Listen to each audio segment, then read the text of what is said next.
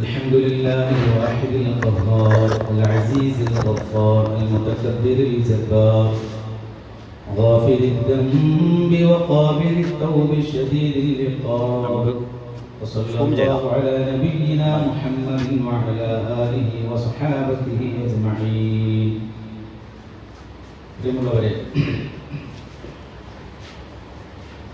നമ്മൾ അവസാനമായി പറഞ്ഞു വെച്ചത് ജീവിതത്തിൽ നമുക്ക് അല്ലാഹു വിധിച്ച അനിവാര്യമായ മരണം നിശ്ചയിച്ച സമയത്ത് ഒരു സെക്കൻഡ് പോലും വ്യത്യാസമില്ലാതെ നമ്മുടെ ജീവിതത്തിൽ സംഭവിക്കുമെന്നുള്ളതൊരു യാഥാർത്ഥ്യമാണ്.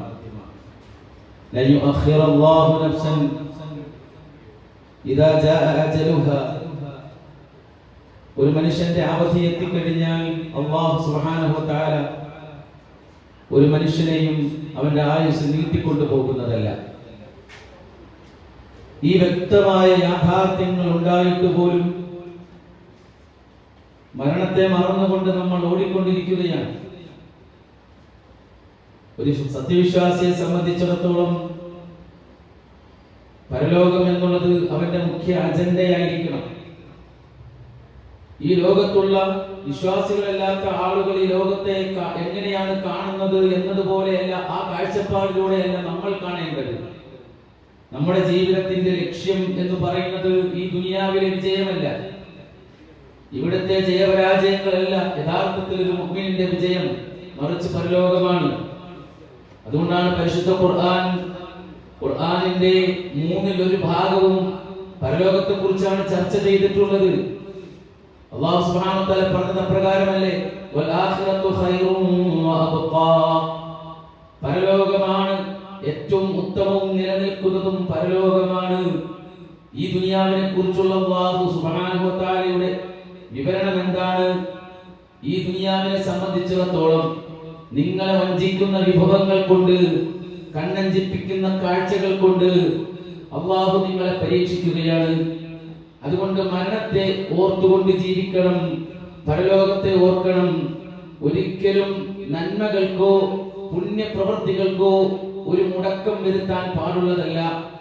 ഏതുവരെ എന്ന് ചോദിച്ചാൽ മഹാനായ അബ്ദുല്ലാഹി ഇബ്നു മസ്ഊദ് എന്ന സഹാബിയെ കാണാൻ ഖുറാസാൻ എന്ന് പറയുന്ന പ്രദേശത്ത് നിന്ന് ഒരു വ്യക്തി കടന്നു വരികയാണ്.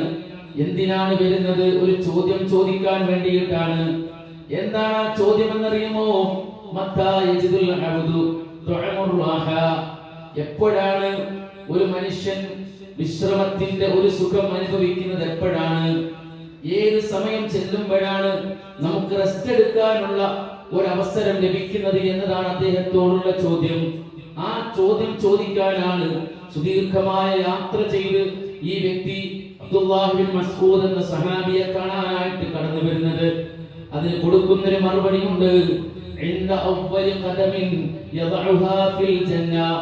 സ്വർഗ്ഗത്തിൽ നീ നിന്റെ ആദ്യത്തെ കാലെടുത്തു വെച്ചു എന്ന് ഉറപ്പുവരുത്തിയാൽ അവിടെ മുതൽക്ക് നിനക്ക് വിശ്രമിക്കാമെന്നാണ്.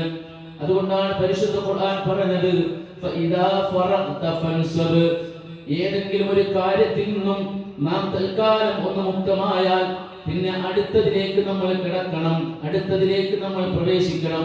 പ്രിയപ്പെട്ടവരെ, ആ ഒരു രൂപത്തിൽ വിശ്വാസികൾ ജീവിക്കുമ്പോൾ ധാരാളം പരീക്ഷണങ്ങൾ കടന്നു വരും, സ്വാഭാവികമാണ്. തിന്മകൾ നമ്മൾ ചെയ്യാൻ, ആ തിന്മകളെ ഏറ്റവും നല്ല സൗന്ദര്യത്തോടുകൂടി അലങ്കരിച്ച് പിശാച് നമ്മുടെ കൺമുമ്പിൽ ഇങ്ങനെ കാണിച്ചു തരും. കാരണം പരിശുദ്ധ ഖുർആൻ തന്നെ അത് വ്യക്തമായി പറഞ്ഞതാണ്.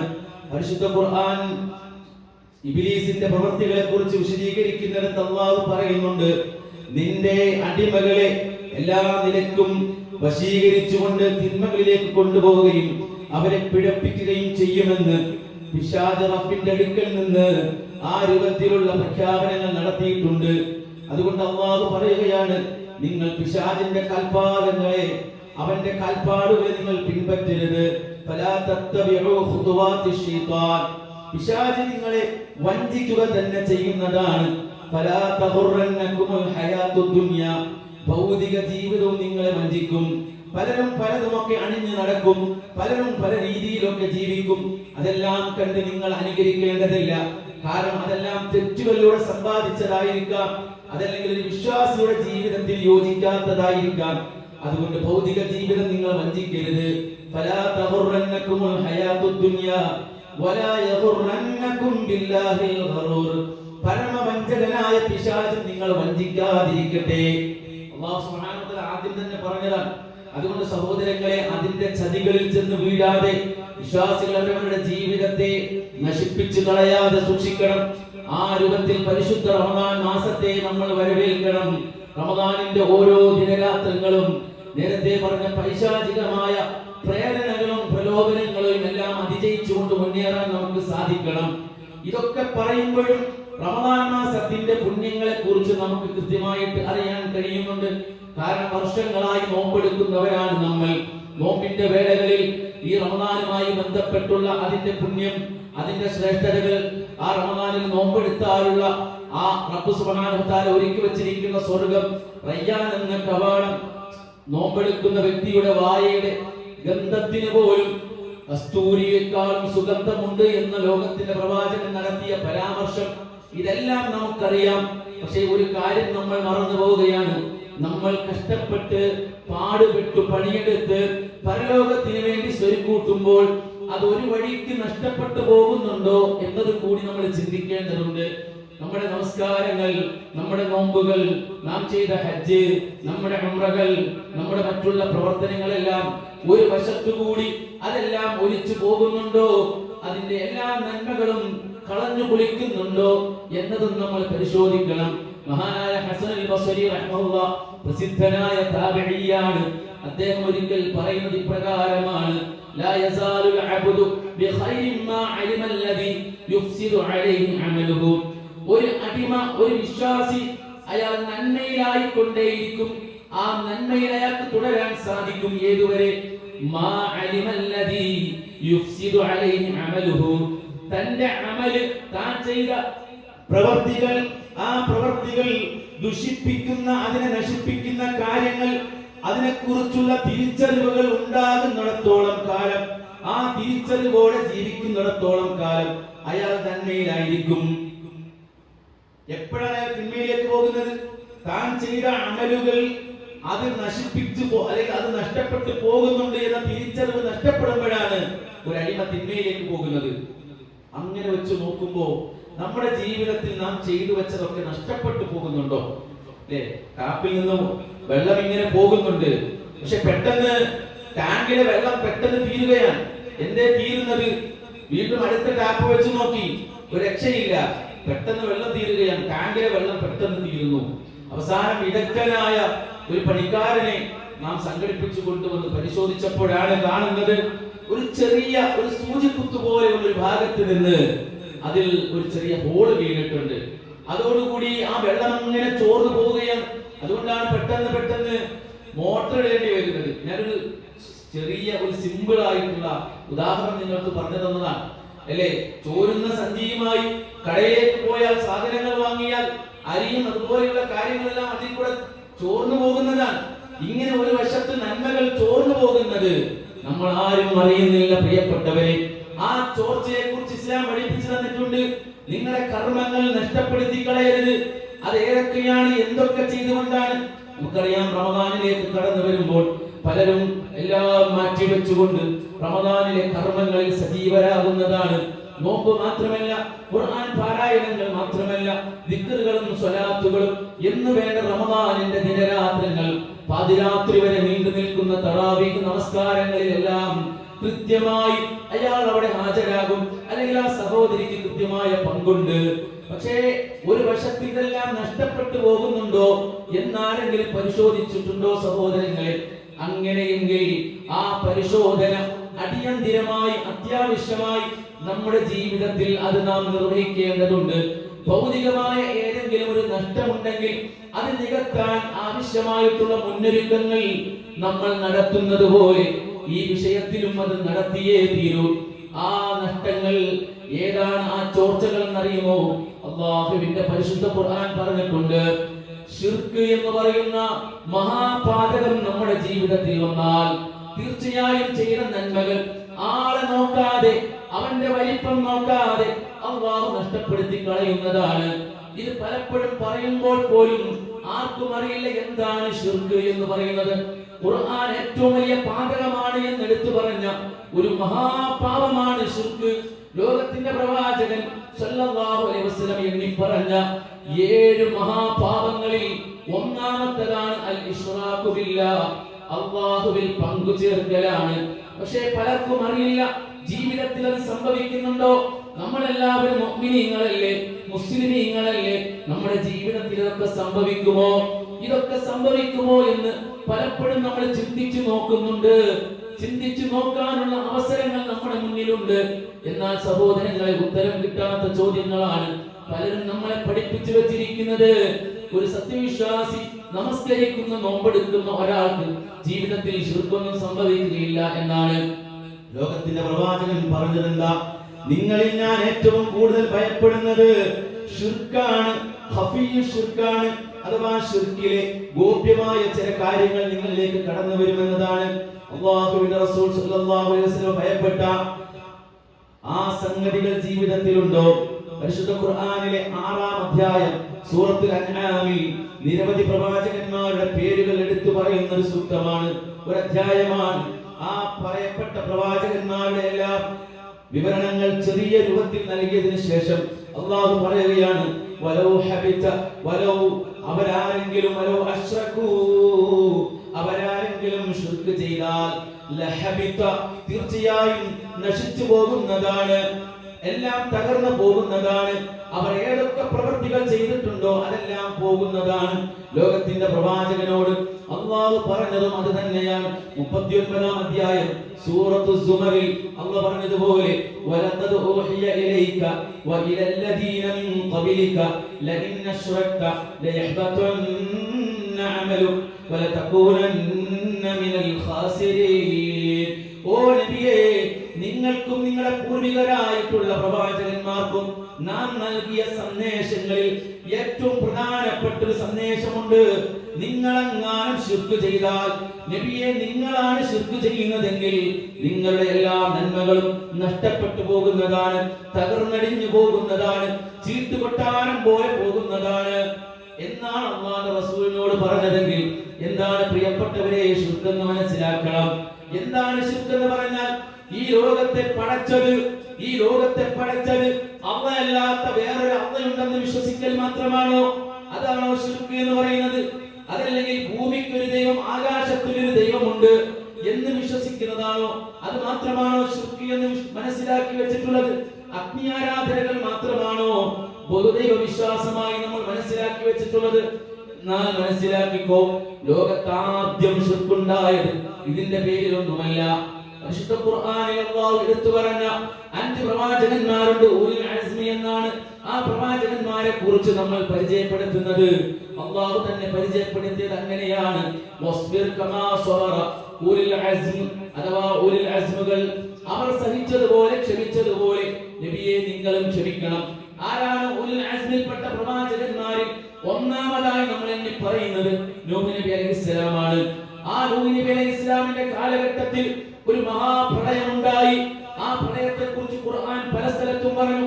ഫൗഹൈനാ ഇലൈഹി അൻസ്നഇൽ ഫുൽക ബിഅഅയുനിനാ വവഹീനാ ഫഇദാ ജാഅ അംറുനാ വഫാറത്തൻ നൂർ ഫസ്ലുക് ഫീഹാ മിൻ കുല്ലിൻ സൗജൈൻ ഇത്നൈൻ വഅഹ്ലക ഇല്ലാ മൻ സബഖ അലൈഹിൽ ഖൗലു മിൻഹും വലാ തുഖാതിബ്നി ഫിൽ ലദീന ളമൂ ഇന്നഹും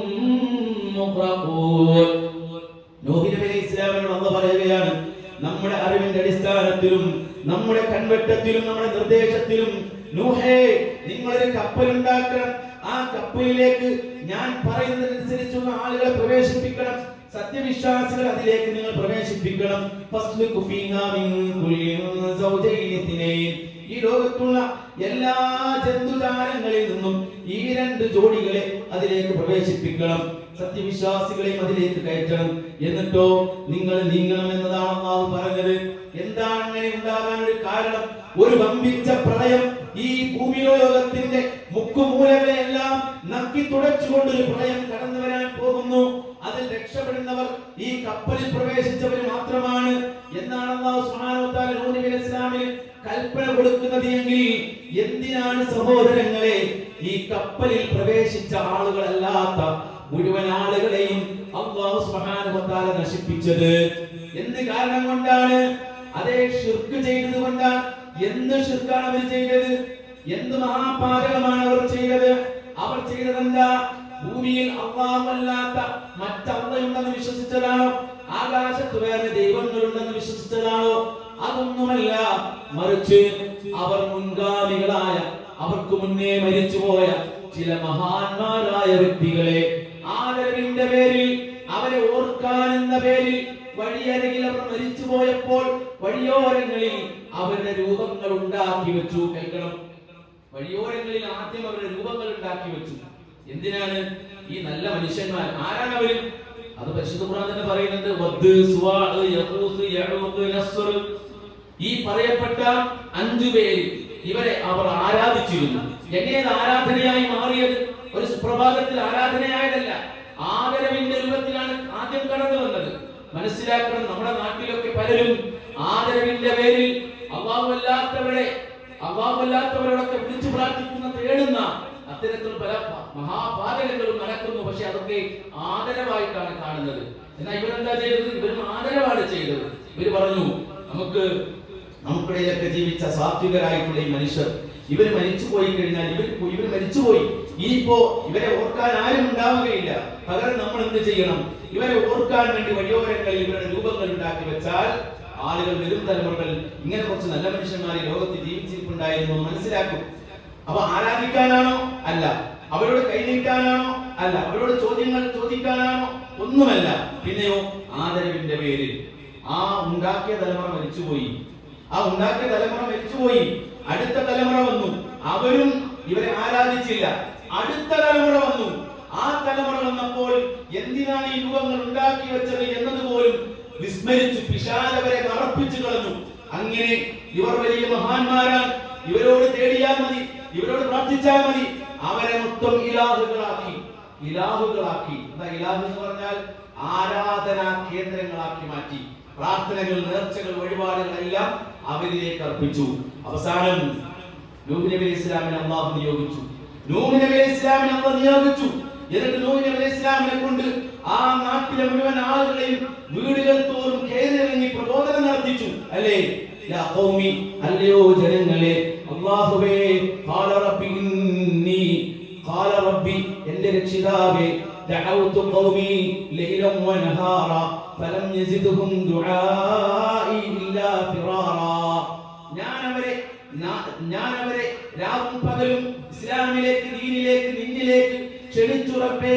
പക്ഷേ എന്റെ പ്രബോധനം, എന്റെ സംസാരം, എന്റെ സാന്നിധ്യം അവരെ എന്നിൽ നിന്നും അകറ്റുകയാണ് ചെയ്തത്. എന്നെ കണ്ടാൽ അവർ ഓടും. ആ പരുവത്തിലാണ്. നൂഹ് നബി അലൈഹി ഇസ്ലാമിനെ കണ്ടാൽ അവരെല്ലാം മറന്ന് ഓടും. ആ അവസ്ഥയിലേക്കായി. അദ്ദേഹം പറയുന്നുണ്ട് സങ്കടത്തോടെ, പടച്ചോനെ, ഞാൻ അവരിലേക്ക് ചെല്ലുമ്പോൾ അവർ അവരുടെ തുണികൾ കൊണ്ട്, അവരുടെ ഷോളുകൾ കൊണ്ട് അവർ ചെവിയിലേക്ക് ഇങ്ങനെ മറച്ചു വെച്ച് ശബ്ദം കേൾക്കാൻ കൂട്ടാക്കാതെ അവർ ഓടുമായിരുന്നു എന്ന് അദ്ദേഹം സങ്കടത്തോടെ റബ്ബിനോട് പറയുന്ന ഒരു രംഗമുണ്ട്. അവസാനമാണല്ലോ അവരെ നശിപ്പിച്ചത്. എന്തേ കാരണം? ഈ ഒരൊറ്റ കാരണമാണ്. മനസ്സിലാക്കണം, നമ്മൾ ആദരവിന്റെ പേരിൽ തുടങ്ങി ആരാധനയുടെ കോലത്തിലേക്ക് എത്തി. അതുകൊണ്ടാണ് മരണപ്പെട്ടു പോയ ആളുകളുമായി ബന്ധപ്പെട്ട വിഷയത്തിൽ പരിശുദ്ധ ഇസ്ലാം, ലോകത്തിന്റെ പ്രവാചകൻ സ്വല്ലല്ലാഹു അലൈഹി വസല്ലം ആദ്യം മരണപ്പെട്ടു പോയ ആളുകളുടെ ഖബറുകൾ സന്ദർശിക്കുന്നത് പോലും അല്ലാഹുവിന്റെ റസൂൽ വിലക്കിയിരുന്നു. കാരണം എന്താ? ലോക ചരിത്രത്തിൽ ആദ്യമായി അല്ലാഹു സുബ്ഹാനഹു വ തആല പങ്കുചേർത്ത ശിർക്ക് എന്ന മഹാപാതകം, വിചാരത്തെക്കാൾ, കള്ളുകുടിയേക്കാൾ, മോഷണത്തെക്കാൾ, ലോകത്തുള്ള സർവ്വ തോന്നിവാസത്തെക്കാളും ഏറ്റവും വലിയ മഹാപാതകമായ അല്ലാഹുവിൽ പങ്കുചേർക്കുക എന്ന് പറയുന്ന ഈ ശിർക്ക്, അത് സംഭവിച്ചത് മരണപ്പെട്ടുപോയ മനുഷ്യരുടെ പേരിലാണ്. അതുകൊണ്ടാണ് അല്ലാഹുവിന്റെ റസൂൽ ആദ്യ കാലങ്ങളിൽ മരണപ്പെട്ടുപോയവരെ സന്ദർശിക്കാൻ പോലും അനുവാദം കൊടുത്തിരുന്നില്ല. അല്ലാഹുവിന്റെ റസൂൽ പറയുകയാണ്, കുന്തു നഹൈതുകും അൻ സിയാറത്തിൽ ഖുബൂർ അലാ ഫസൂറുഹാ. ഞാൻ നിങ്ങളോട് മരണപ്പെട്ടവരെ, മരിച്ചുപോയവരെ സന്ദർശിക്കുന്നതിനെ, ഖബർ സിയാറത്ത് ചെയ്യുന്നതിനെ വിലക്കിയിരുന്നു. അലാ ഫസൂറുഹാ, എന്നാൽ ഇനി നിങ്ങൾക്ക് സന്ദർശിക്കാം. തൗഹീദ് ഉറച്ചതിനു ശേഷം ലോകത്തിന്റെ പ്രവാചകൻ അനുവദിച്ചു ഖബർ സന്ദർശനം നടത്താം. എന്തിനു വേണ്ടിയായിരിക്കണം? അവിടെ നിന്ന് കൂട്ടിച്ചേർത്തു ഫഇന്നഹാ തുദക്കിറുകുമുൽ ആഖിറ, അത് നിങ്ങളെ പരലോക ചിന്തയിലേക്ക് കൊണ്ടെത്തിക്കും. ഫഇന്നഹാ തുദക്കിറുകുമുൽ മൗത്ത്, അത് നിങ്ങളെ മരണചിന്തയിലേക്ക് കൊണ്ടെത്തിക്കും. അതിനാൽ നിങ്ങൾക്ക് പരലോകമുണ്ട്, മരണമുണ്ട് എന്ന ചിന്ത നിങ്ങളുടെ മനസ്സിലേക്ക് കൊണ്ടെത്തിച്ചു തരും. ആ ചിന്തകൾക്ക് നനപ്പിച്ചു തരും. ഈ കിടക്കുന്നതാരാ? ഇതെന്റെ പിതാവാണ്, എനിക്ക് ജന്മം നൽകിയ എന്റെ പിതാവ്, എന്നെ പോറ്റി വളർത്തിയ, എനിക്ക് വേണ്ടി കഷ്ടപ്പെട്ട, എനിക്ക് വേണ്ടി രാപ്പകലില്ലാതെ അധ്വാനിച്ച, ഊണും ഉറക്കവും വരെ ഒരു വേള ഉപേക്ഷിച്ച മനുഷ്യനാണ് ഈ കിടക്കുന്നത്. ഇതാരാണ്? ഇതെന്റെ മാതാവാണ്, എനിക്ക് ജന്മം നൽകിയ എന്റെ മാതാവ്. എന്റെ മാതാവ് എന്നെ പാലൂട്ടി വളർത്തി, എനിക്ക് ഈ രൂപത്തിലുള്ള എല്ലാ സൗകര്യങ്ങളും, ഞാൻ ഈ തണ്ടും തടിയും എല്ലാം ആരോഗ്യമൊക്കെ വെച്ചത് കാരണക്കാരിയായ 10 മാസം എന്നെ ഗർഭം ചുമന്ന എന്റെ പൊന്നുമ്മയാണ് ഈ കിടക്കുന്നത്. എന്റെ സഹോദരനാണ് ഈ കിടക്കുന്നത്. എന്റെ മകനാണിത്, ഇതെന്റെ മകളാണ്, ഇതെന്റെ ഭാര്യയാണ്, ഇതെന്റെ ഭർത്താവാണ്, ഇതെന്റെ കൂടെ പഠിച്ച എന്റെ സഹപാഠിയാണ് ഈ കിടക്കുന്നത്. ഞങ്ങൾ ഒരുമിച്ചിരുന്നുണ്ടവരാണ്, ഒരുമിച്ച് കളിച്ചവരാണ്. പക്ഷെ ഇന്ന് അവൻ 6 അടി മണ്ണിലാണ്. ഈ ബോധത്തോടെ ഖബറിന്റെ അടുക്കലേക്ക് ചെന്ന് അവർക്ക് വേണ്ടി പ്രാർത്ഥിക്കാനല്ലാതെ ഖബർ സന്ദർശനം അല്ലാഹുവിന്റെ റസൂൽ സല്ലല്ലാഹു അലൈഹി വസല്ലം നമ്മെ പഠിപ്പിച്ചിട്ടില്ല. എന്നാൽ നമ്മുടെ നാടുകളിലൊക്കെ നടക്കുന്നതോ, ഞാൻ അടച്ചാക്ഷേപിക്കാൻ വേണ്ടിയിട്ടല്ല ഈ സംസാരത്തിനിടയിൽ അത് പറഞ്ഞത്. നമ്മുടെ നാടുകളിൽ നടക്കുന്നത് എന്താണ്? ഖബർ സന്ദർശനം എന്ന സുന്നത്താണോ നടക്കുന്നത്? അതല്ല ആ ഖബറിൽ ലക്ഷ്യമാക്കിയിട്ടുള്ള യാത്രകളാണോ നടക്കുന്നത്? പരിസരങ്ങളിലില്ലേ അതുപോലെ വിശേഷപ്പെട്ട പല ഖബറുകളും? വ്യാഴാഴ്ചകളിൽ, തിങ്കളാഴ്ച രാവുകളിലൊക്കെ ആളുകൾ അങ്ങോട്ടേക്ക് പോകുന്നില്ലേ? ഇന്നലെ എന്റെ മകളുടെ കൂട്ടുകാരിയായ ഒരു പെൺകുട്ടിയെ വിളിച്ചപ്പോൾ ആ മകളും പറഞ്ഞത് കരുനാഗപ്പള്ളിയിലെ ഇതുപോലെയുള്ള ഒരു ഖബറിന്റെ അരികിലേക്ക് പോവുകയാണ്. കാരണം എന്താ? ഇന്ന് 10ാം ക്ലാസിന്റെ മോഡൽ പരീക്ഷ തുടങ്ങുമ്പോൾ ആ പേനയുമായിട്ട് അവിടെ പോയിട്ട് ആ പേനയ്ക്ക് വർക്കത്തെടുക്കാൻ വേണ്ടിയിട്ടാണ്. ആ പേന കൊണ്ട് എഴുതിയാൽ പരീക്ഷ ജയിക്കുമെന്ന് ആരോ പറഞ്ഞതിന്റെ അടിസ്ഥാനത്തിലാണ്. ഇതിനാണോ നമ്മൾ അല്ലാഹുവിന്റെ റസൂൽ ഖബർ സന്ദർശനത്തെ നമുക്ക് പുണ്യമാക്കി തന്നിട്ടുള്ളത്? ഒരിക്കലുമല്ല.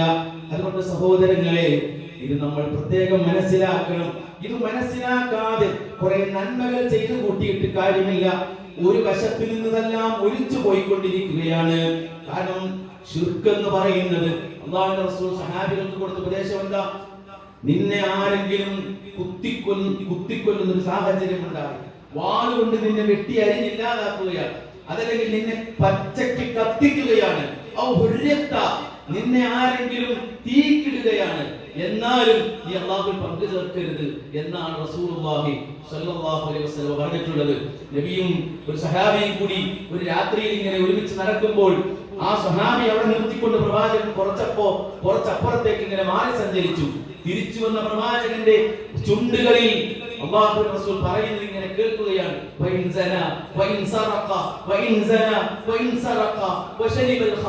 അവൻ വ്യഭിചരിച്ചാലും, അവൻ മോഷ്ടിച്ചാലും, അവൻ മദ്യപിച്ചാലും. സഹാബി ചോദിക്കുന്നു, അല്ലാഹുവിന്റെ റസൂലേ, എന്താണ് നിങ്ങൾ ഈ പറഞ്ഞു വരുന്നത്? പ്രവാചകൻ പറഞ്ഞു, ഇത് 3ഉം ചെയ്താലും അല്ലാഹു പുറത്തു കൊടുത്തേക്കും. പക്ഷേ ശിർക്ക് അല്ലാഹു സുബ്ഹാനഹു വ തആല പൊറുക്കുകയില്ല. ഇന്നല്ലാഹ ലാ യഗ്ഫിറു അൻ യുശ്റക ബിഹി വയഗ്ഫിറു മാ ദൂന ദാലിക ലിമൻ യശാ. അല്ലാഹു ശിർക്ക് ഒഴിച്ചുള്ളതെല്ലാം പടച്ച റബ്ബ് പുറത്തു കൊടുത്തേക്കും, എന്നാൽ ശിർക്ക് പുറത്തു കൊടുക്കുകയില്ല എന്ന് പറയുമ്പോൾ നമ്മളെല്ലാവരും ഇങ്ങനെ രക്ഷപ്പെട്ടിരിക്കുകയാണോ? എന്റെ ജീവിതത്തിൽ അതൊന്നുമില്ല. ഞാനിങ്ങനെ ഖബർ സന്ദർശിക്കാനും മറ്റും ഇങ്ങനെ നടന്നു പോകാറില്ല. ഞാൻ ഖബറാളിയോട് തേടാറില്ല. ആര് പറഞ്ഞു? ഖബറാളികളോട് തേടുകയും ഖബറാളികൾ തങ്ങളുടെ സങ്കടങ്ങൾ കേൾക്കുകയും ഒക്കെ ചെയ്യുമെന്ന് വിശ്വസിക്കുന്ന മലയാളികളുടെ മണ്ണിലാണ്, മുസ്ലിം കൈരളിയിലാണ് നമ്മൾ ജീവിക്കുന്നത് എന്ന് നമ്മൾ ഒരിക്കലും നിഷേധിച്ചിട്ട് കാര്യമില്ല. അതൊക്കെ ഒരു യാഥാർത്ഥ്യമാണ്. അവിടെ നിന്ന് നമ്മൾ മാറി സഞ്ചരിക്കുമ്പോഴാണ് യഥാർത്ഥ തൗഹീദിന്റെ മഹത്വവും വിലയും സഹോദരങ്ങളെ നമ്മൾ ശരിക്കും അറിയുന്നത്. നമ്മൾ ആലോചിച്ച് നോക്കൂ. പരിശുദ്ധ ഖുർആനിൽ 25ഓളം പ്രവാചകന്മാരെ കുറിച്ചും അതുപോലെ പ്രവാചകന്മാരാണ് എന്ന് വിശ്വസിക്കുന്ന 2 പേരെ അല്ലാത്ത 2 പേരെ കുറിച്ചും ഖുർആൻ പറയുന്നുണ്ട്. ആ 2 പേരും ഒന്ന് ലുഖ്മാൻ അലൈഹിസ്സലാമും ഒന്ന് ഉസൈർ നബി എന്നാണ്. ഇവരെ 2 പേരെ കുറിച്ച് പരോക്ഷമായി ഖുർആൻ പരാമർശിച്ചു, അല്ലേ? ഈ 25ഓളം വരുന്ന പ്രവാചകന്മാരുടെ പ്രാർത്ഥനകൾ ഖുർആനിന്റെ അങ്ങോളം ഇങ്ങോളമുള്ള ഓരോ അധ്യായങ്ങളിലും അവിടെയൊക്കെ നമുക്ക് പഠിപ്പിച്ചു തന്നിട്ടുണ്ട്. ഏതെങ്കിലും ഒരു ഭാഗത്ത് ജീവിതത്തിൽ ഒരു പ്രതിസന്ധി വന്നപ്പോൾ അല്ലാഹു അല്ലാത്തവരോട് തേടിയ ഏതെങ്കിലും ഒരു അരവരി നമുക്ക് കാണാനോ കാണിക്കാനോ പറ്റുമോ സഹോദരങ്ങളെ? ഇവിടെ ഉള്ളവരാരെങ്കിലും അങ്ങനെ ചെയ്യുന്നു എന്ന അർത്ഥത്തിലല്ല. പക്ഷേ ഒറ്റയും തെറ്റിയും പലരും ഇതുപോലെയുള്ള കാര്യങ്ങളിൽ വിശ്വസിക്കുന്നവരാണ്. 30 കൊല്ലങ്ങൾക്ക് മുമ്പ് ഈ ലോകത്ത് നിന്ന് ഇവിടെ പറഞ്ഞു പോയ ചിത്തടി വിറ്റൽ പിന്നെ അബൂബക്കർ എന്ന് പറയുന്ന വ്യക്തിയെ CM ഒളവൂർ എന്ന പേര് നൽകി അദ്ദേഹം ഈ ലോകത്തെ നിയന്ത്രിക്കുന്നു എന്ന് പറഞ്ഞപ്പോൾ പോലും തക്ബീർ ചൊല്ലി ഏറ്റെടുത്ത നാടാണ് കേരളം. മനസ്സിലാകുന്നുണ്ടോ? 900 കിലോമീറ്ററിൽ പാഞ്ഞു വരുന്ന വിമാനത്തെ ഒറ്റക്കൈ കൊണ്ട് ഒരു ചിറകിൽ പിടിച്ച് വിമാനത്തിന്റെ ഗതിവിഗതികളെ നിയന്ത്രിച്ചവനാണ് എന്ന് പറയുമ്പോഴും തക്ബീർ ചൊല്ലി സ്വീകരിക്കുന്നവരാണ് കേരളത്തിലെ ആളുകൾ. പാഞ്ഞു വരുന്ന തീവണ്ടിയെ പിടിച്ചു നിർത്തിയവനാണ്. അറുത്ത് കറി വെച്ച് മുന്നിലേക്ക് കൊണ്ടുവന്ന പാത്രത്തിലെ കോഴിയെ വീണ്ടും പഴയ രൂപത്തിലേക്ക് മാറ്റാൻ കഴിവുള്ളവരാണ്.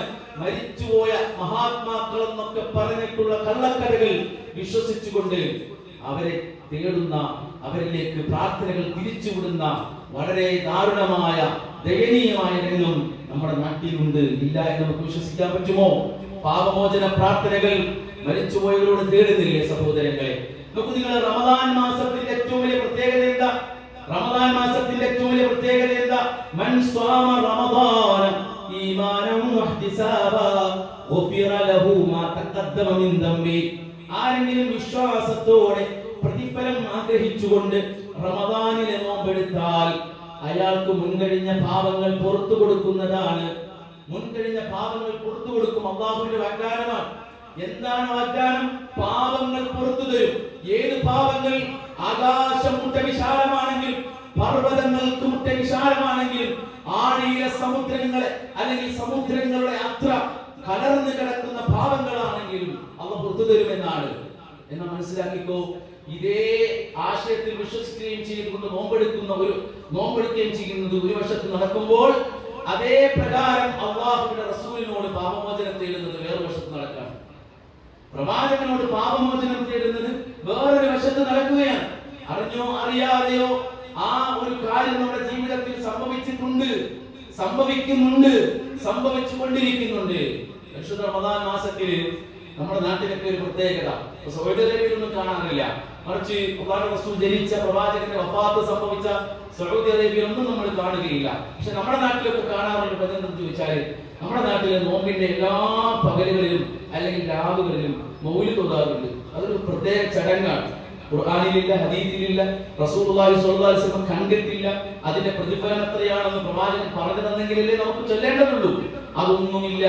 ഈ അടുത്ത കാലത്ത് ഏറിയാൽ 600 കൊല്ലമോ മറ്റോ ആയിട്ടുണ്ടാകാം അതൊക്കെ ഉണ്ടാക്കിയിട്ട്. ആ ഇസ്ലാം കടന്നു വന്നിട്ട് 1400 വർഷമായി. അതിലുള്ള വരികളൊക്കെ നമ്മൾ അറിഞ്ഞും അറിയാതെയും ചൊല്ലുന്ന വരികളിൽ അതിൽ പതിയിരിക്കുന്ന അപകടങ്ങൾ, ശിർക്കിന്റെ വരികൾ, ഇതൊന്നും നമ്മൾ മനസ്സിലാക്കുന്നില്ല. ഞാനൊരു കാര്യം സഹോദരങ്ങളെ സ്നേഹബുദ്ധിയാ സൂചിപ്പിക്കുകയാണ്. ഇത് ചൊല്ലുന്നവരെ അടച്ചാക്ഷേപിക്കാനല്ല, മറിച്ച് ഒരു തിരുത്തു വരുത്താനാണ്. മനസ്സിൽ ഒരു ചോദ്യം ഉയർന്നു വരാനാണ്. ആണോ അല്ലേ ഇതൊന്ന് പരിശോധിക്കണ്ടേ എന്നൊരു ചിന്ത നിങ്ങളുടെ മനസ്സിലേക്ക് ഇങ്ങനെ ഉദിക്കാൻ വേണ്ടിയിട്ട് മാത്രം ഞാൻ സൂചിപ്പിക്കുകയാണ്. നോക്കൂ നിങ്ങൾ, 5 കിലോ തക്കാളി 100 രൂപയ്ക്ക് തരാമെന്ന് പറഞ്ഞാൽ 5 കിലോ തക്കാളി ഇതിലൂടെ ഉന്തുവണ്ടിയിൽ കൊണ്ടുപോകുന്ന ഒരാൾ 100 രൂപയ്ക്ക് കച്ചവടം നടത്തിയാൽ ആ 5 കിലോ തക്കാളി വാങ്ങാൻ 100 രൂപ കൊടുത്ത് കാത്തിരിക്കുന്ന നമുക്ക് നമ്മുടെ കണ്ണിൽ ആ കച്ചവടക്കാരൻ ആ 5 കിലോ തക്കാളിയുടെ കൂട്ടത്തിൽ ഒരു കേടായ തക്കാളി എടുത്തിടാൻ നോക്കിയാൽ അതിങ്ങനെ നമ്മൾ കണ്ണിങ്ങായി നോക്കി നിന്ന് ആ കേട് വന്ന സാധനത്തെ എടുത്തു മാറ്റിയിട്ട് പകരം നല്ലൊരെണ്ണം വെക്കാൻ പറയും. ഇല്ലേ? 5 കിലോ സവാള 100 എന്ന് പറഞ്ഞാലും ആ സവാളയിൽ ഒരെണ്ണം പോലും കേടുവരാത്ത രൂപത്തിൽ നമ്മൾ ഇങ്ങനെ നോക്കി നിൽക്കും. അത്രയും കൗശലം നമ്മളിലേക്ക്, അത്രയും സൂക്ഷ്മത നമ്മളെ കാണിക്കും. ജീവിതത്തിൽ അല്ലാഹു സുബ്ഹാനഹു വ തആല പൊറുത്തുതരില്ലെന്ന് പറഞ്ഞ, അതായത് പശ്ചാത്തപിച്ച് പാപമോചനം തേടിയെങ്കിൽ മാത്രം, ബോധപൂർവ്വം പാപമോചനം തേടിയെങ്കിൽ മാത്രമേ പടച്ചവൻ പുറത്തു തരൂ ശിർക്ക് എന്ന് പറയുന്നത്. ഇതിനെ കുറിച്ച് നമുക്ക് യാതൊരു ബോധവുമില്ല. നമ്മൾ പാരായണം ചെയ്യുകയാണ്. ഇത്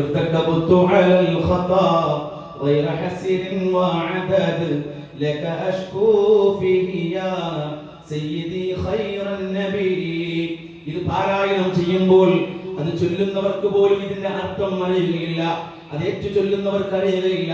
ഇത് വീട്ടിൽ ചൊല്ലുന്നവർക്കും ഇതിന്റെ ആശയത്തിന്റെ അതിന്റെ അപകടത്തെ കുറിച്ചുള്ള ഒരു സൂചന പോലുമില്ല. എന്താണ് ആ പറയുന്നത്? ഞാൻ പാപഭംഗിരമായ ജീവിതം കുറെ നയിച്ചു പോയിട്ടുണ്ട്, അതുകൊണ്ട് നബിയേ, എല്ലാ പ്രവാചകന്മാരുടെയും ഒക്കെ നേതാവായ നബിയേ, ഞാൻ അങ്ങയിലേക്ക് എന്റെ ആവലാതി ബോധിപ്പിക്കുകയാണ്. അങ്ങയിലേക്ക് ഞാൻ എന്റെ ആവലാതി ബോധിപ്പിക്കുകയാണ്. ലക അഷ്കൂ ഫിയ എന്ന് പറഞ്ഞാൽ ലക അഷ്കൂ എന്നാണ്. ഞാൻ അങ്ങയിലേക്ക് ഞാൻ ബോധിപ്പിക്കുന്നു. ഏത്? ഈ പാപങ്ങൾ പുറത്തു തരാൻ വേണ്ടിയിട്ടുള്ള എന്റെ ഈ അപേക്ഷ ഞാൻ അങ്ങേക്ക് സമർപ്പിക്കുന്നു എന്ന്. ആരോട്? ലോകത്തിന്റെ പ്രവാചകനോട്. ലോകത്തിന്റെ പ്രവാചകനോട് ഒറ്റ സഹാബി ചോദിച്ചിട്ടില്ല, എനിക്ക് വേണ്ടി നിങ്ങൾ പ്രാർത്ഥിക്കൂ നബിയെ, ജീവിച്ചിരിക്കുന്ന പ്രവാചകനോട് പറഞ്ഞിട്ടുണ്ട് എന്നതല്ലാതെ. അപ്പോൾ റസൂലുള്ളാഹി സ്വല്ലല്ലാഹു അലൈഹി വസല്ലം അദ്ദേഹത്തിന് വേണ്ടി പ്രാർത്ഥനയ്ക്ക് വേണ്ടി കൈകൾ ഉയർത്തും. അല്ലാഹുവേ, ഞങ്ങൾക്ക് നീ പുറത്തു കൊടുക്കണമേ എന്ന് പറയും. അല്ലാതെ അല്ലാഹുവിന്റെ റസൂലിനോട് നിരുപാധികം എന്റെ പാപങ്ങൾ എനിക്ക് പുറത്തു തരണം എന്നിങ്ങനെ നബിയോട് പറഞ്ഞാൽ, അത് വഫാത്തായ റസൂലിനോട് പറഞ്ഞാൽ, ഇത് ശിർക്കല്ലെങ്കിൽ പിന്നെന്താണ് ശിർക്ക്? ഇത് ശിർക്കല്ലെങ്കിൽ പിന്നെന്താണ് സഹോദരങ്ങളെ ശിർക്ക്? നമ്മുടെ നാട്ടിലൊക്കെ നീട്ടിയും കുറുക്കിയും ഒക്കെ പാടുന്ന ഇത്തരം വരികൾ ഒരു കാലഘട്ടത്തിൽ നമ്മളൊക്കെയും ഇതിന്റെ ഒക്കെ ആളുകളായിരുന്നു. അല്ലാത്തവരായിരുന്നു വളരെ ചുരുക്കം തന്നെ ആൾക്കാരുള്ളൂ. പക്ഷെ ഒരു കാര്യം, ഒരു ഹക്ക് മനസ്സിലാക്കിയ പിന്നെ അത് ചെയ്യാൻ പാടുള്ളതല്ല, അല്ലെ? ഒരു പായസത്തിന് ഒരു വിഷം വീണോ എന്നൊരു സംശയം, ഒരു ചെറിയൊരു സംശയമാണ്. ആ സംശയം പോലും ആ പായസം കുടിക്കുന്നതിൽ നിന്ന് നമ്മെ തടയുമെങ്കിൽ ചുരുക്കുന്ന മഹാപാതൽ പരലോകത്ത് ചെന്നാൽ ബിഗ് സീറോയാണ്. ഒന്നും ചെയ്യാതെ മടങ്ങി വന്ന അവസ്ഥയിലേക്ക് ചെല്ലേണ്ടുന്ന, അല്ലെങ്കിൽ അങ്ങനെയുള്ള ഒരു പാതകത്തിന് നമുക്ക് യാതൊരു കൂസലുമില്ലേ? നബി ഇസ്ലാം പറഞ്ഞതുപോലെ, നിങ്ങൾക്ക് പടച്ചോനെ കുറിച്ച് നിങ്ങൾക്ക് യാതൊരു ഗൗരവവും ഒരു ബോധവുമില്ലേ എന്ന് ചോദിച്ചതുപോലെയല്ലേ സഹോദരങ്ങളെ? ഇത് നിങ്ങൾ മനസ്സിലാക്കണം. റസൂൽ സല്ലല്ലാഹു അലൈഹി വസല്ലമയുടെ ജീവിതത്തിൽ ഉണ്ടായ സംഭവം ഞാൻ നിങ്ങൾക്ക് പറഞ്ഞു തരാം. അപ്പൊ കാര്യങ്ങൾ കുറച്ചുകൂടി വ്യക്തമാകും. എന്താ സംഭവം? ഒരിക്കൽ റസൂലുള്ളാഹി സ്വല്ലല്ലാഹു അലൈഹി വസല്ലമയുടെ അടുത്തേക്ക് സഹാബികൾ, അൻസാറുകളായിട്ടുള്ള സഹാബികൾ, അവർ പ്രവാചകന്റെ അരികിലേക്ക് വരികയാണ്. എന്തിനാണ് അവർ വരുന്നതെന്ന് അറിയുമോ? അവരുടെ ജീവിതത്തിൽ ഒരു വലിയ പ്രശ്നം സംഭവിച്ചു. എന്താണ് പ്രശ്നം?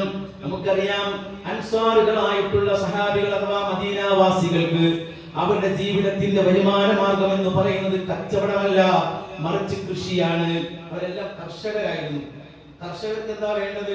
അവർക്ക് നല്ല വെള്ളം ആവശ്യമാണ്, എങ്കിലേ അവരുടെ വിളകളെല്ലാം നല്ലതുപോലെ വിളയുകയുള്ളൂ. അപ്പോൾ വെള്ളം ആവശ്യമാണ്. മദീനത്തെ പ്രശ്നം എന്താണ്? കുടിവെള്ളം വലിയൊരു പ്രശ്നമാണ്. അതുപോലെ കൃഷി ആവശ്യത്തിനുള്ള വെള്ളവും വളരെ പ്രയാസപ്പെട്ടുകൊണ്ട് ഒട്ടകങ്ങളുടെ പുറത്ത് വെച്ച് കെട്ടിയ തോൽപാത്രങ്ങൾ ദൂരെ നാടുകളിൽ നിന്ന് ഇങ്ങനെ നിറച്ചു കൊണ്ടുവന്നിട്ട് വേണം ഇവിടങ്ങളിലൊക്കെ ഈ വെള്ളമൊക്കെ തളിച്ച് കൃഷിയൊക്കെ വളർത്തിയെടുക്കാൻ. ഇതൊരു വല്ലാത്ത വെല്ലുവിളിയാണ് അവർക്ക്. അപ്പൊ അവരൊരു കാര്യം ചെയ്തു, നമുക്കൊരു കാര്യം ചെയ്യാം. അല്ലാഹുവിന്റെ റസൂൽ സല്ലല്ലാഹു അലൈഹി വസല്ലമയുടെ അടുത്തേക്ക് ചെന്നിട്ട് പ്രവാചകൻ സല്ലല്ലാഹു അലൈഹി വസല്ലമയോട് നമുക്ക് ഈ സങ്കടം ഒന്ന് പറഞ്ഞാലോ? എന്താ സങ്കടം? നമുക്ക് അല്ലാഹുവിന്റെ റസൂലിനോട് പറയാം, നമുക്ക് ഒരു പുഴ അല്ലെങ്കിൽ ഒരു അരുവി നമുക്കിങ്ങനെ ഒഴുക്കി തരാൻ വേണ്ടിയിട്ട്, അള്ളാഹുവിനോട് ശുപാർശ ചെയ്യാൻ വേണ്ടിയിട്ട് നമുക്ക് അള്ളാഹുവിന്റെ റസൂലിന്റെ അടുക്കലേക്ക് ചെന്ന് പറയാം എന്നിങ്ങനെ അവരൊരു തീരുമാനമെടുത്തു. നല്ലൊരു ഐഡിയയാണ്. കാരണം അള്ളാഹു റസൂൽ സല്ലല്ലാഹു അലൈഹി വസല്ലം പ്രാർത്ഥിച്ചാൽ അള്ളാഹു കേൾക്കാതിരിക്കില്ലല്ലോ. അങ്ങനെ നബി സല്ലല്ലാഹു അലൈഹി വസല്ലമയുടെ അടുക്കിലേക്ക് ഇവർ ഈ സങ്കടഹർജിയുമായിട്ട് കടന്നു ചെല്ലുകയാണ്. അങ്ങനെ നബി സല്ലല്ലാഹു അലൈഹി വസല്ലമയുടെ അടുക്കിലേക്ക് എത്തി.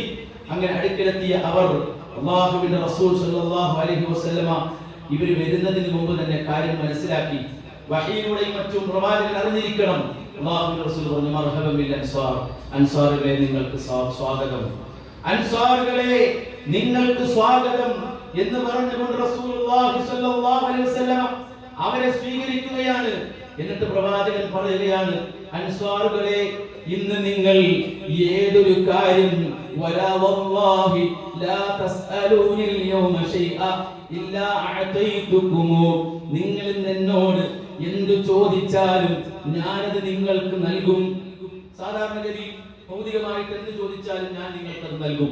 2, വലാ അസ്അലുല്ലാഹ ലക്കും ഷൈഅൻ ഇല്ലാ അഅതാനി, ഞാൻ നിങ്ങൾക്ക് വേണ്ടി അല്ലാഹുവിനോട് എന്തു ചോദിച്ചാലും അല്ലാഹു നിങ്ങൾക്ക് നൽകും. ഞാൻ നിങ്ങൾക്ക് വേണ്ടി അള്ളാഹുവിനോട് എന്ത് ചോദിച്ചാലും അത് അള്ളാഹു നിങ്ങൾക്ക് നൽകും.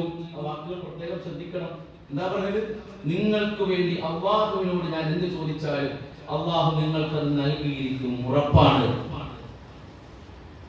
ഇത് കേട്ടപ്പോ അൻസാറുകൾ, സഹാബികൾ അവരൊന്ന് ആലോചനയിലേക്ക് മടങ്ങി. അവരൊന്ന് ശങ്കിച്ചു. അവർ എന്തിനാണോ വന്നത് ആ ആവശ്യത്തെ തൽക്കാലത്തേക്ക് ഒന്ന് മാറ്റിയിട്ട് ജീവിതത്തിൽ ഏറ്റവും ഇമ്പോർട്ടന്റ് ആയ പ്രധാനപ്പെട്ട ഒരു കാര്യം നമുക്ക് ചോദിക്കാം. അല്ലാഹു റസൂൽ അതല്ലേ ഏറ്റവും നല്ലത്. അപ്പൊ അവരെന്താ ചെയ്തെന്നറിയോ? അവർ മാറി നിന്ന് കൂടിയാലോചിച്ചിട്ട് അവരിൽ ചിലർ പറഞ്ഞു, ഇതൊരു നല്ല അവസരമാണ്, നിങ്ങൾ മഗ്ഫിറത്ത് ചോദിക്കൂ, അല്ലാഹുവിന്റെ റസൂലിനോട് പാപമോചനം തരാൻ വേണ്ടിയിട്ട് നിങ്ങൾ ചോദിക്കൂ എന്നാണ്. നീ കേട്ടോ, അള്ളാഹുവിന്റെ റസൂലിനോട് പാപമോചനം തേടാൻ ചോദിക്കാന്ന് പറഞ്ഞാൽ റസൂലിനോട് നേരിട്ട് ചോദിക്കുന്ന അർത്ഥത്തിലല്ല. ഇനി അവർ ചോദിക്കുന്ന രീതി കേട്ടോളൂ. യാ റസൂലല്ലാഹ്, അല്ലാഹുവിന്റെ റസൂലേ, ഉദ്ഉല്ലാഹ ലനാ ബിൽ മഗ്ഫിറ, അല്ലാഹുവിനോട് ഞങ്ങൾക്ക് മഗ്ഫിറത്ത് കിട്ടാൻ വേണ്ടി പ്രാർത്ഥിച്ചാൽ മതി. കണ്ടോ? അല്ലാഹുവിനോട് ഞങ്ങൾക്ക് മഗ്ഫിറത്ത് കിട്ടാൻ വേണ്ടി പ്രാർത്ഥിച്ചാൽ മതി. അപ്പോൾ റസൂൽ എന്താ ചെയ്തത്? ഫഖാല റസൂലുള്ളാഹി സ്വല്ലല്ലാഹു അലൈഹി വസല്ലം, അല്ലാഹുവിന്റെ റസൂൽ മറുപടി കൊടുക്കുകയാണ്, അല്ലാഹുമ്മ ഗ്ഫിർ ലിൽ അൻസാർ വലി അബ്നാഇൽ അൻസാർ വലി അബ്നാഇ അബ്നാഇൽ അൻസാർ. അല്ലാഹുവേ, അൻസാറുകൾക്ക് നീ പുറത്തു കൊടുക്കണം റബ്ബേ. ഒന്നുമില്ലാതെ മക്ക എന്ന നാട്ടിൽ നിന്നും രണ്ട് കൈയും വെറും കൈയോടെ കടന്നു വന്ന മുഹാജിറുകൾക്ക് രണ്ട് കൈയും നീട്ടി സർവ്വതും എല്ലാം വെച്ചു കൊടുത്ത ഈ അൻസാറുകൾക്ക് നീ പുറത്തു കൊടുക്കണം റബ്ബേ. അവരുടെ മക്കൾക്കും പുറത്തു കൊടുക്കണം റബ്ബേ. അവരുടെ മക്കളുടെ മക്കൾക്കും നീ പുറത്തു കൊടുക്കണം റബ്ബേ.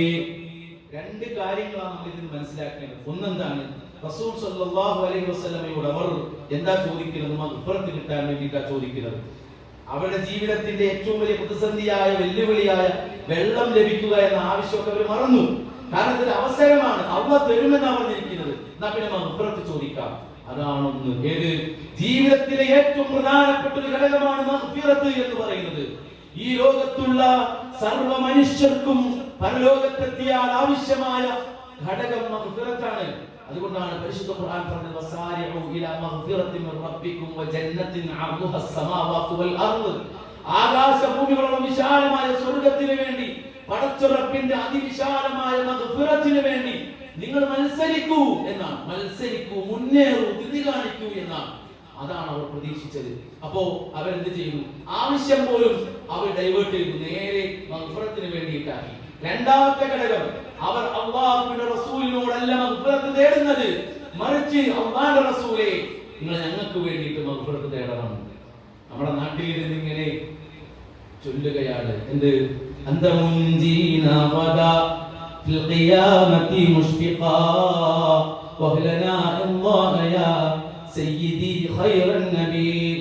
നാളെ പരലോകത്തിന്റെ രക്ഷക. ഇങ്ങനൊക്കെ പറയുമ്പോൾ അല്ലാഹുവിന്റെ റസൂൽ കേൾക്കണമെന്നോ അല്ലെങ്കിൽ പ്രവാചകൻ കേട്ടുകൊണ്ട് ഉത്തരം ചെയ്യണമെന്നോ ഉള്ള വിശ്വാസത്തിൽ സഹോദരങ്ങളെ ചെയ്യുകയാണെങ്കിൽ ഇത് ശിർക്കല്ലാതെ പിന്നെ മറ്റെന്താണ് ശിർക്ക്? ഇത് തെറ്റല്ലെങ്കിൽ പിന്നെ എന്താണ് സഹോദരങ്ങളെ തെറ്റ്? അല്ലാഹുവിന്റെ റസൂലിന്റെ അരികിൽ ഒരു മനുഷ്യൻ വന്നിട്ട് പറയുകയാണ്, ഫലാ തജ്അലൂ ലില്ലാഹി അൻദാദൻ വഅൻതും തഅലമൂൻ.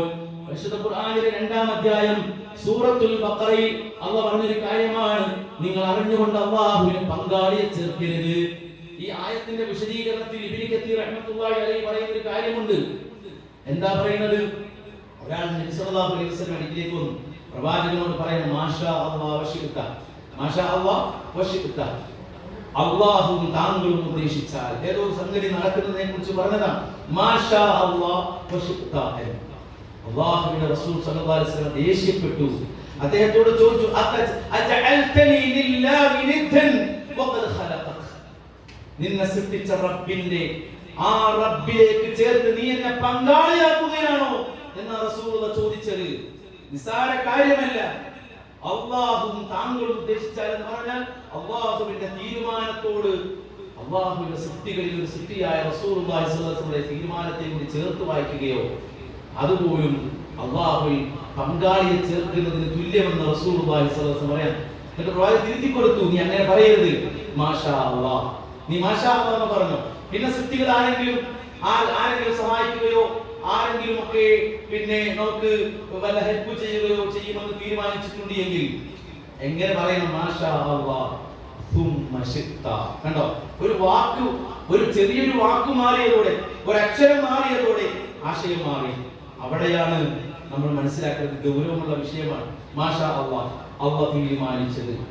സുമ്മ ശിഅ്ത, പിന്നെ നിങ്ങൾ വിചാരിച്ചു. അപ്പൊ എന്തായി? അപ്പൊ പടച്ചുറപ്പിന്റെ തീരുമാനവും സൃഷ്ടികളുടെ തീരുമാനവും അത് രണ്ടാണ്. അല്ലാഹ് തീരുമാനിച്ചാൽ എന്താ? അല്ലാഹ് തീരുമാനിച്ചാൽ അത് ഫിക്സഡ് ആണ്, അത് നടക്കുക തന്നെ ചെയ്യും. ഒരു കാര്യം നടക്കണ്ടെന്ന് തീരുമാനിച്ചാൽ നടക്കില്ല, നടക്കണമെന്ന് തീരുമാനിച്ചാൽ നടക്കും. അതാണ് അല്ലാഹുവിന്റെ തീരുമാനം. അതിൽ യാതൊരു മാറ്റവുമില്ല. അതിന്റെ ഇറാദത്ത്, അതിന്റെ ഉത്തരവാദിത്വം, അതിന്റെ തീരുമാനം ഒക്കെ റബ്ബിൽ നിക്ഷിപ്തമാണ്. അതിലേക്ക് സൃഷ്ടികളുടെ തീരുമാനത്തെ ഒരിക്കലും, സൃഷ്ടികൾ തീരുമാനം എടുക്കണമെങ്കിലോ അല്ലാഹ് വിചാരിക്കണം, പടച്ചോൻ നമുക്ക് തൗഫീഖ് ചെയ്യണം. അതുകൊണ്ട് മാഷാ അല്ലാഹ് സുമ്മ ശിഅ്ത. ഏതുപോലെ എനിക്ക് നിങ്ങളോട് പിന്നെ പടച്ചോൻ കഴിഞ്ഞാൽ പിന്നെ നിങ്ങളാണ് എന്നെ സഹായിക്കാനുള്ളത്, ഖലാസ്, പ്രശ്നമില്ല. പടച്ചോനും നിങ്ങളുമാണ് എന്നെ സഹായിക്കുന്നത്, പ്രശ്നമാണ്. പടച്ചോനും നിങ്ങളുമാണ്, അല്ല അങ്ങനെ പറയരുത്. പടച്ചോൻ കഴിഞ്ഞാൽ പിന്നെ നിങ്ങൾ മാത്രമേ ഉള്ളൂ, കുഴപ്പമില്ല. കാരണം എന്താ? അത് തൗഹീദിന്റെ വാക്യമാണ്. അങ്ങനെ ഓരോ വാക്കിലും ഓരോ അക്ഷരത്തിലും വരെ ലോകത്തിന്റെ പ്രവാചകൻ ശ്രദ്ധിച്ചിട്ടുണ്ട് ഈ സമുദായത്തിൽ ശിർക്ക് വരാതിരിക്കാൻ. മനസ്സിലായില്ലേ? നമ്മുടെ നാട്ടിൽ ഒരു പണ്ഡിതൻ മരിച്ചു. ഒരു സൂര്യഗ്രഹണം ഉണ്ടായിക്കഴിഞ്ഞാൽ പാമരങ്ങളായ ജനങ്ങളൊക്കെ പറഞ്ഞുണ്ടാക്കുന്നത് ആ മനുഷ്യൻ മരിച്ചത് കൊണ്ടാണ് സൂര്യഗ്രഹണം ഉണ്ടായത്. റസൂലുള്ളാഹി സ്വല്ലല്ലാഹു അലൈഹി വസല്ലമയുടെ മകൻ ഇബ്രാഹിം 1.5 വയസ്സ് വരെയാണ് ആകെ ജീവിച്ചത്, 18 മാസം. ആൺകുട്ടികളിൽ ഏറ്റവും അധികം ജീവിച്ചിരുന്നത് ഇബ്രാഹിം എന്ന മകനാണ്. 1.5 വയസ്സിൽ ഈ ലോകത്തോട് വിട പറഞ്ഞപ്പോൾ അല്ലാഹുവിന്റെ റസൂലിന്റെ കണ്ടമിടറി, കൺതടങ്ങളിലൂടെ കണ്ണുനീര് ചാരിട്ടൊഴുകി. റസൂലുള്ളാഹി സ്വല്ലല്ലാഹു അലൈഹി വസല്ലം അടക്കാനാകാത്ത സങ്കടമുണ്ടായി. സഹാബികളിൽ ചിലർ പറഞ്ഞു, ഇബ്രാഹിം എന്ന മകൻ മരിച്ചതിന്റെ പേരിൽ ആണ് അന്നൊരു സൂര്യഗ്രഹണം ഉണ്ടായി. ആ സൂര്യഗ്രഹണം ഉണ്ടായത് പോലും ഈ മകൻ മരിച്ചതിന്റെ പേരിലാണ് എന്ന് ജനങ്ങളിൽ ചിലർ പറഞ്ഞു. അന്ന് വാട്സപ്പ് ഒന്നും ഇല്ലാന്ന് ഭാഗ്യമില്ലെങ്കിൽ ലോകം മൊത്തം അറിഞ്ഞേ. അന്ന് ആളുകൾ ഒതുങ്ങി. പ്രവാചകനെയും മരണത്തിന്റെ വേദനയിലും തീ തിന്നുന്ന വേദനയിലും കഴിയുന്ന പ്രവാചകൻ ആ ഒരു സംസാരം പ്രവാചകന്റെ കാതിലെത്തിയപ്പോൾ താൻ നിൽക്കുന്ന സാഹചര്യം പോലും അല്ലാഹുവിന്റെ റസൂൽ മറന്നിട്ട് ജനങ്ങൾക്കിടയിലേക്ക് കടന്നു വന്നിട്ട് പറഞ്ഞു, ഇന്ന ശംസ വൽ ഖമറ ആയതാനി മിൻ ആയാതില്ലാഹ്. സൂര്യനും ചന്ദ്രനും അല്ലാഹുവിന്റെ 2 ദൃഷ്ടാന്തങ്ങൾ മാത്രമാണ്. അവ ആരുടെയും ജനനത്തിലോ മരണത്തിലോ അനുശോചനം രേഖപ്പെടുത്തുകയോ ആനന്ദിക്കുകയോ ചെയ്തിട്ട് അവ ഒരിക്കലും ഗ്രഹണം സംഭവിക്കുകയില്ല. അതൊക്കെ പടച്ചോന്റെ തീരുമാനം അനുസരിച്ച് നടക്കുന്നതാണ്. അന്ന് അല്ലാഹ് നിശ്ചയിച്ച സൂര്യഗ്രഹണം അന്നാണ് നടന്നു. അത് ഇബ്രാഹിം എന്ന മകൻ മരിച്ചതിന്റെ പേരിലാണ് എന്നൊരിക്കലും നിങ്ങൾ പറയരുത് എന്ന് അല്ലാഹുവിന്റെ റസൂൽ സ്വല്ലല്ലാഹു അലൈഹി വസല്ലമ തിരുത്തി കൊടുത്തു. ഈ സമുദായത്തിൽ ഇത്രമാത്രം പ്രവാചകൻ സ്വല്ലല്ലാഹു അലൈഹി വസല്ലമ ഏറെ ഗൗരവത്തോടെ ഭയപ്പാടോടുകൂടി കണ്ടിരുന്ന ഒരു കാര്യം എന്ത് നിസ്സാരമായിട്ടാണ് സഹോദരങ്ങളെ നമ്മളത് കാണുന്നത്. അതുകൊണ്ട് റമദാൻ മാസത്തിന്റെ അവിഭാജ്യ ഘടകമൊന്നുമല്ല മങ്കൂസും മൗലൂദ് പാരായണം ചെയ്യുന്നതും അതുപോലെയുള്ള കാര്യങ്ങളൊക്കെ നടത്തുന്നതും ഒന്നും റമദാൻ മാസത്തിലെ അവിഭാജ്യമായ ഘടകങ്ങളല്ല. മറിച്ച് ഒരു വശത്ത് നമ്മുടെ കർമ്മങ്ങളെ ചോർത്തിക്കളയുന്ന ഒന്നാണ്.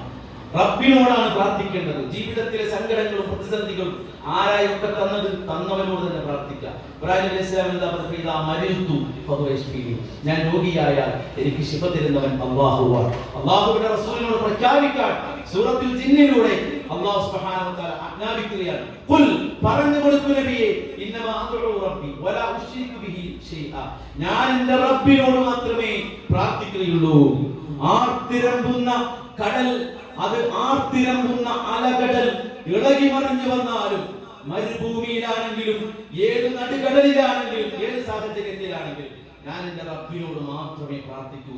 കാരണം എന്റെ വിഷമങ്ങൾ എനിക്ക് തന്നത് പടച്ചോനാണ്, അത് മാറ്റാൻ റബ്ബിന് മാത്രമേ കഴിയൂ എന്ന പൂർണ്ണമായ വിശ്വാസം അതുണ്ടെങ്കിലേ നോമ്പും മറ്റ് കർമ്മങ്ങളും പടച്ചോൻ സ്വീകരിക്കുകയുള്ളൂ.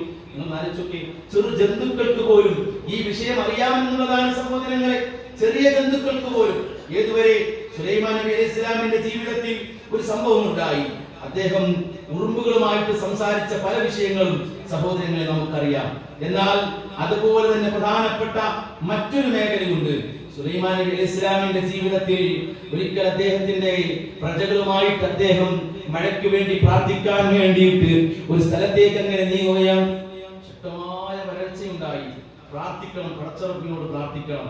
അങ്ങനെ ആ ഒരു കാര്യത്തിന് വേണ്ടിയിട്ട് അദ്ദേഹം ഒരു പ്രദേശത്തേക്ക് ഇങ്ങനെ നീങ്ങുകയാണ്. അങ്ങനെ നീങ്ങുന്ന സമയത്ത് സഹോദരങ്ങളെ പെട്ടെന്ന് അദ്ദേഹം ശ്രദ്ധിക്കുകയാണ്, ഒരു ഉറുമ്പ് ഇങ്ങനെ സംസാരിക്കുകയാണ്. ഒരു ഉറുമ്പ് സംസാരിക്കുകയാണ്. എന്താ സംസാരിക്കുന്നത്? അദ്ദേഹത്തിന് കേൾക്കാൻ പടച്ചറപ്പ് സുബ്ഹാനഹു വ തആല തൗഫീഖ് കൊടുത്തിട്ടുണ്ട്.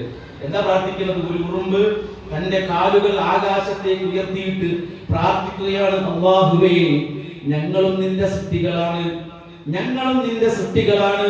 ഞങ്ങൾക്ക് മഴ ലഭിച്ചില്ലെങ്കിൽ, വെള്ളം ലഭിച്ചില്ലെങ്കിൽ ഞങ്ങൾ കഷ്ടത്തിലാകും റബ്ബേ. സുലൈമാൻ നബി അലൈഹി ഇസ്ലാം ഇത് കേട്ടു. കാരണം ഉറുമ്പിന്റെ സംസാരം കേൾക്കാൻ അദ്ദേഹത്തിന് അല്ലാഹു സുബ്ഹാനഹു വ തആല അതിനുള്ള കഴിവ് കൊടുത്തിട്ടുണ്ടായിരുന്നു. അത് അദ്ദേഹം കേട്ടു. കേട്ടപ്പോഴോ അദ്ദേഹം തന്റെ അനുയായികളോട് പറഞ്ഞു, അനുചരന്മാരോട് പറഞ്ഞു, വരൂ നമുക്ക് മടങ്ങിപ്പോകാം, നമ്മുടെ ആവശ്യം നടന്നു കഴിഞ്ഞു, വരൂ നമുക്ക് മടങ്ങിപ്പോകാം, ഇനി നമുക്ക് മഴയ്ക്ക് വേണ്ടിയിട്ടുള്ള പ്രത്യേക പ്രാർത്ഥനയൊന്നും നടത്തണ്ട. കാരണം എന്താ? ഒരു കുഞ്ഞുറുമ്പ് പടച്ചറപ്പിനോട് പ്രാർത്ഥിച്ചത് കേട്ടു, അല്ലാഹു അത് സ്വീകരിക്കുന്നത് ഉറപ്പാണ് എന്ന് അദ്ദേഹത്തിന് ബോധ്യമുണ്ട്. തിരിച്ചു പോവുകയാണ് ചെയ്തത്. സ്വഹീഹായ ഹദീസിലുള്ളതാണ്. ഈ പ്രപഞ്ചത്തിലെ, ഈ അന്തരീക്ഷത്തിലെ പറവകൾക്കും, ഈ ഭൂമിയിലെ ജീവജാലങ്ങൾക്കും, ഈ ഉറുമ്പുകൾക്കും എല്ലാം അറിയാവുന്ന ഒരു പരമരഹസ്യം എന്താ? പടച്ചോനോട് പ്രാർത്ഥിച്ചാലേ കാര്യമുള്ളൂ, റബ്ബിനോട് തേടിയാലേ ഫലമുള്ളൂ എന്നുള്ളത്. പക്ഷേ വലിയ വലിയ പുരോഹിതന്മാർക്ക് പോലും ഈ അറിവില്ലാതെ പോയി. അതുകൊണ്ടാണ് മരിച്ചവരോട് പോയി പ്രാർത്ഥിക്കാൻ പറയുന്നത്. മരണപ്പെട്ടു പോയവരോട് കാര്യങ്ങൾ തേടാനായി ഖുർആനിന്റെ ആയത്തുകളെ ദുർവ്യാഖ്യാനിക്കുന്നത്. നമ്മുടെ നാടുകളിൽ നിന്നൊക്കെ വടക്കോട്ടൊക്കെ എത്രയോ ആളുകൾ സിയാറത്ത് ടൂറുകൾ നടത്തുന്നുണ്ട്. നമ്മുടെ തൊട്ടടുത്തൊക്കെ എന്തിനാണ് ഈ നടത്തുന്നത്? അവർ ഈ കാര്യങ്ങളെല്ലാം നടത്തിച്ചു തരും എന്നതിന്റെ പേരിലാണ്. സുബ്ഹാനല്ലാഹ്, അല്ലാഹു സുബ്ഹാനഹു വ തആല എല്ലാവർക്കും പുറത്തു കൊടുക്കുമാറാകട്ടെ, സൽബുദ്ധി പ്രദാനം ചെയ്യുമാറാകട്ടെ. സഹോദരങ്ങളെ, പ്രതിസന്ധികളാണോ നമ്മെ തളർത്തുന്നത്? പ്രയാസങ്ങളാണോ നമ്മെ മറ്റുള്ള ആളുകളിലേക്ക് കൊണ്ടെത്തിക്കുന്നത്? എങ്കിൽ പ്രവാചകന്മാരല്ലേ ആദ്യം അങ്ങോട്ടേക്ക് പോകേണ്ടത്. മഹാനായ യൂനുസ് നബി അലൈഹി ഇസ്ലാമിന്റെ ചരിത്രം ഖുർആൻ പറയുകയാണ്. യൂനുസ് നബി അലൈഹി ഇസ്ലാമിന്റെ പ്രതിസന്ധി എന്താണ്? അദ്ദേഹത്തിനെ കുറിച്ച് അല്ലാഹു പറഞ്ഞത് വനാദാ ഫിൽ ദുലുമാതി എന്ന ഇരുട്ടുകൾക്കുള്ളിലാണ് അദ്ദേഹം കഴിയുന്നത്. ഇരുട്ടുകൾക്കുള്ളിൽ, ഇരുട്ടിന്റെ കരിമ്പളം ഒന്നിനുമേൽ ഒന്നായി പുതച്ചുകൊണ്ടിരിക്കുന്നു. ഏതാണ് ഇരുട്ടുകൾ? ഏതാണ് ഇരുട്ടുകൾ? അദ്ദേഹം സമുദ്രത്തിന്റെ അടിത്തട്ടിലാണ്, അല്ലെങ്കിൽ സമുദ്രത്തിന്റെ ഉള്ളിലാണ്. സമുദ്രത്തിന്റെ ഉള്ളിൽ ഇരുട്ടാണ്. 2, അദ്ദേഹം രാത്രിയിലാണ് പ്രാർത്ഥിക്കുന്നത്, രാത്രിയിൽ ഇരുട്ടാണ്. 3, അദ്ദേഹം പിന്നെ മത്സ്യത്തിന്റെ വയറ്റിനകത്താണ്, മത്സ്യത്തിന്റെ വയറ്റിനകം ഇരുട്ടാണ്. ഇരുട്ടുകളുടെ മേൽ ഇരുട്ട് പുതച്ചുകൊണ്ടുള്ള പ്രതിസന്ധികളുടെ മേൽ പ്രതിസന്ധിയിൽ ഒന്ന് കണ്ണു കാണാൻ പോലും പറ്റാത്ത അവസ്ഥയിൽ ജീവൻ മാത്രമാണ് ബാക്കിയുള്ളത്. അവിടെ വെച്ച് അദ്ദേഹം റബ്ബിനോട് പ്രാർത്ഥിച്ചില്ലേ? എന്താ പ്രാർത്ഥിച്ചത്? വനാദാ ഫിൽ ദുലുമാതി അല്ലാ ഇലാഹ ഇല്ലാ അൻത സുബ്ഹാനക ഇന്നി കുൻതു മിനൽ ളാലിമീൻ. പടച്ചോനേ, ഞാൻ ഒരു അക്രമം ചെയ്തു പോയി, അവിവേകം പ്രവർത്തിച്ചു പോയി. നിന്റെ പെർമിഷന് കാത്തു നിൽക്കാതെ എന്റെ നാട്ടുകാരായ നീനവക്കാർ, അവർ ഇറാഖിലെ നീനവ എന്ന സ്ഥലത്ത് നിന്നാണ് അദ്ദേഹം ഓടിപ്പോയത്. പടച്ച റബ്ബിന്റെ അനുമതിക്ക് കാത്തു നിൽക്കാതെ ആ നാട്ടിൽ നിന്ന് അദ്ദേഹം ഓടിപ്പോയപ്പോൾ, അവർ ഉപദേശിച്ചത് നന്നാകില്ലെന്ന് കണ്ടപ്പോൾ അദ്ദേഹം അവിടെ നിന്ന് പോയി എന്നുള്ളതാണ്. പടച്ച റബ്ബ് അദ്ദേഹത്തെ ഒന്ന് പിടിക്കാൻ തീരുമാനിച്ചു. പക്ഷേ അള്ളാഹുവിന്റെ ഇഷ്ടദാസനായ യൂനുസ് നബി അലൈഹി ഇസ്ലാമിനെ വല്ലാതെ കുഴക്കാൻ അല്ലാഹു സുബ്ഹാനഹു വ തആല തീരുമാനിച്ചിരുന്നില്ല. അതുകൊണ്ട് ആ പ്രാർത്ഥന കേട്ടില്ലേ? ആ മത്സ്യം ഒരു കരയിലേക്ക് കൊണ്ടുവന്ന് യൂനുസ് നബി അലൈഹി ഇസ്ലാമിനെ തുപ്പുകയാണ് ചെയ്തത്, കൗട്ടുകയാണ് ചെയ്തത്. ഖുർആൻ ആ വിഷയം നമ്മോട് പറയുകയാണ്. മൂസാ നബി അലൈഹി ഇസ്ലാമിന്റെ ചരിത്രം, ചെങ്കടലിൽ അദ്ദേഹം ഇങ്ങനെ നിൽക്കുകയാണ്. മുന്നിൽ ചെങ്കടലാണ്, പിന്നിലോ ആർത്തിരമ്പി വരുന്ന ഫിർഔനിന്റെ പടയാണ്. അലയടിക്കുന്ന ചെങ്കടലാണ് മുന്നിൽ. അവിടെ ഇങ്ങനെ നിൽക്കുമ്പോൾ അള്ളാഹുവിന്റെ മഹാനായ പ്രവാചകൻ മൂസാ നബി അലൈഹി ഇസ്ലാമിനോട് ജനങ്ങൾ പറഞ്ഞു, മൂസ ഇന്നാല മുദ്റഖൂൻ, പിടിക്കപ്പെട്ടു മൂസ, നമ്മുടെ കഥ കഴിഞ്ഞു. കാരണം എന്താ? ഒന്നുകിൽ കടലേക്ക് എടുത്ത് ചാടി മരിക്കാം, അല്ലെങ്കിൽ ഫിർഔനിന്റെ മുന്നിൽ കഴുത്ത് നീട്ടി കൊടുക്കാം. ഇനി നമ്മൾ എന്ത് ചെയ്യും? ആയിരക്കണക്കിന് വരുന്ന ബനൂ ഇസ്രായേൽ എന്ന വിഭാഗത്തെയും കൊണ്ട് രക്ഷപ്പെടാൻ നോക്കിയ മൂസാ നബി അലൈഹി ഇസ്ലാം യാതൊരു ചാഞ്ചാട്ടവുമില്ലാതെ അചഞ്ചലനായി നിന്നുകൊണ്ട് അവരോട് പറഞ്ഞു, കല്ല, നിങ്ങൾ അങ്ങനെയൊന്നും പറയണ്ട, ഇന്ന മഅയ റബ്ബി സയഹ്ദീൻ, പടച്ചോൻ എന്റെ കൂടെ ഉണ്ട്, അവൻ എനിക്കൊരു വഴി കാണിച്ചു തരും. അല്ലേ? ഒരു പ്രദേശം ഒന്നാകെ വിറക് കൂട്ടിയിട്ടു. ഒരു പ്രദേശം ഒന്നാകെ ദിവസങ്ങളോളം എടുത്ത് വിറകുകൾ ശേഖരിച്ചു ആളുകൾ. എന്തിനാണ്? ഇബ്രാഹിം എന്ന് പറയുന്ന ഒരു വ്യക്തിയെ, ഒരു കൗമാരക്കാരനെ ചുട്ടുകരിക്കാൻ പോവാണ്. ഒരു നാടൊന്നണല്ലോ. ഇറാഖ് എന്ന് പറയുന്ന, ബാബിലോണിയ എന്ന് പറയുന്ന സാംസ്കാരികമായ ഒരു കാലഘട്ടത്തിൽ എന്നല്ല, ലോകത്തെ സാംസ്കാരികമായ സാംസ്കാരിക ഇറ്റില്ലം എന്ന് പറയാവുന്ന മനുഷ്യ സംസ്കാരത്തിന്റെ തുടക്കമെന്ന് വിശേഷിപ്പിക്കുന്ന ചരിത്ര ഗ്രന്ഥങ്ങളിൽ രേഖപ്പെടുത്തിയ ബാബിലോണിയ എന്ന് പറയുന്ന സംസ്കാരത്തിൽ ജനിച്ച ഇബ്രാഹിം നബി അലൈഹി സ്വലാം വെറും ഒരു +1 +2 കാരന്റെയോ പ്രായത്തിലെത്തി നിൽക്കുന്ന സമയത്ത് തൗഹീദിന് വേണ്ടിയിട്ട് അദ്ദേഹം പോരാടി. ജനങ്ങൾ അദ്ദേഹത്തെ വിചാരണ ചെയ്തു. ആ നാട്ടിലെ രാജാവ് അദ്ദേഹത്തെ കരിച്ചു കളയാൻ ഉത്തരവിട്ടില്ലേ? അങ്ങനെ ഒരു നാട്ടിലെ മുഴുവൻ ജനങ്ങളും സന്തോഷത്തോടെ വിറകുകൾ കൊണ്ടുവന്ന് കൊടുക്കാൻ നേർച്ചയാക്കി. ഇബ്രാഹിമിനെ കരിക്കാൻ എന്റെ വക നേർച്ച. എന്താ? വിറക് കഷ്ണമാണ് നേർച്ച കൊടുക്കുന്നത്.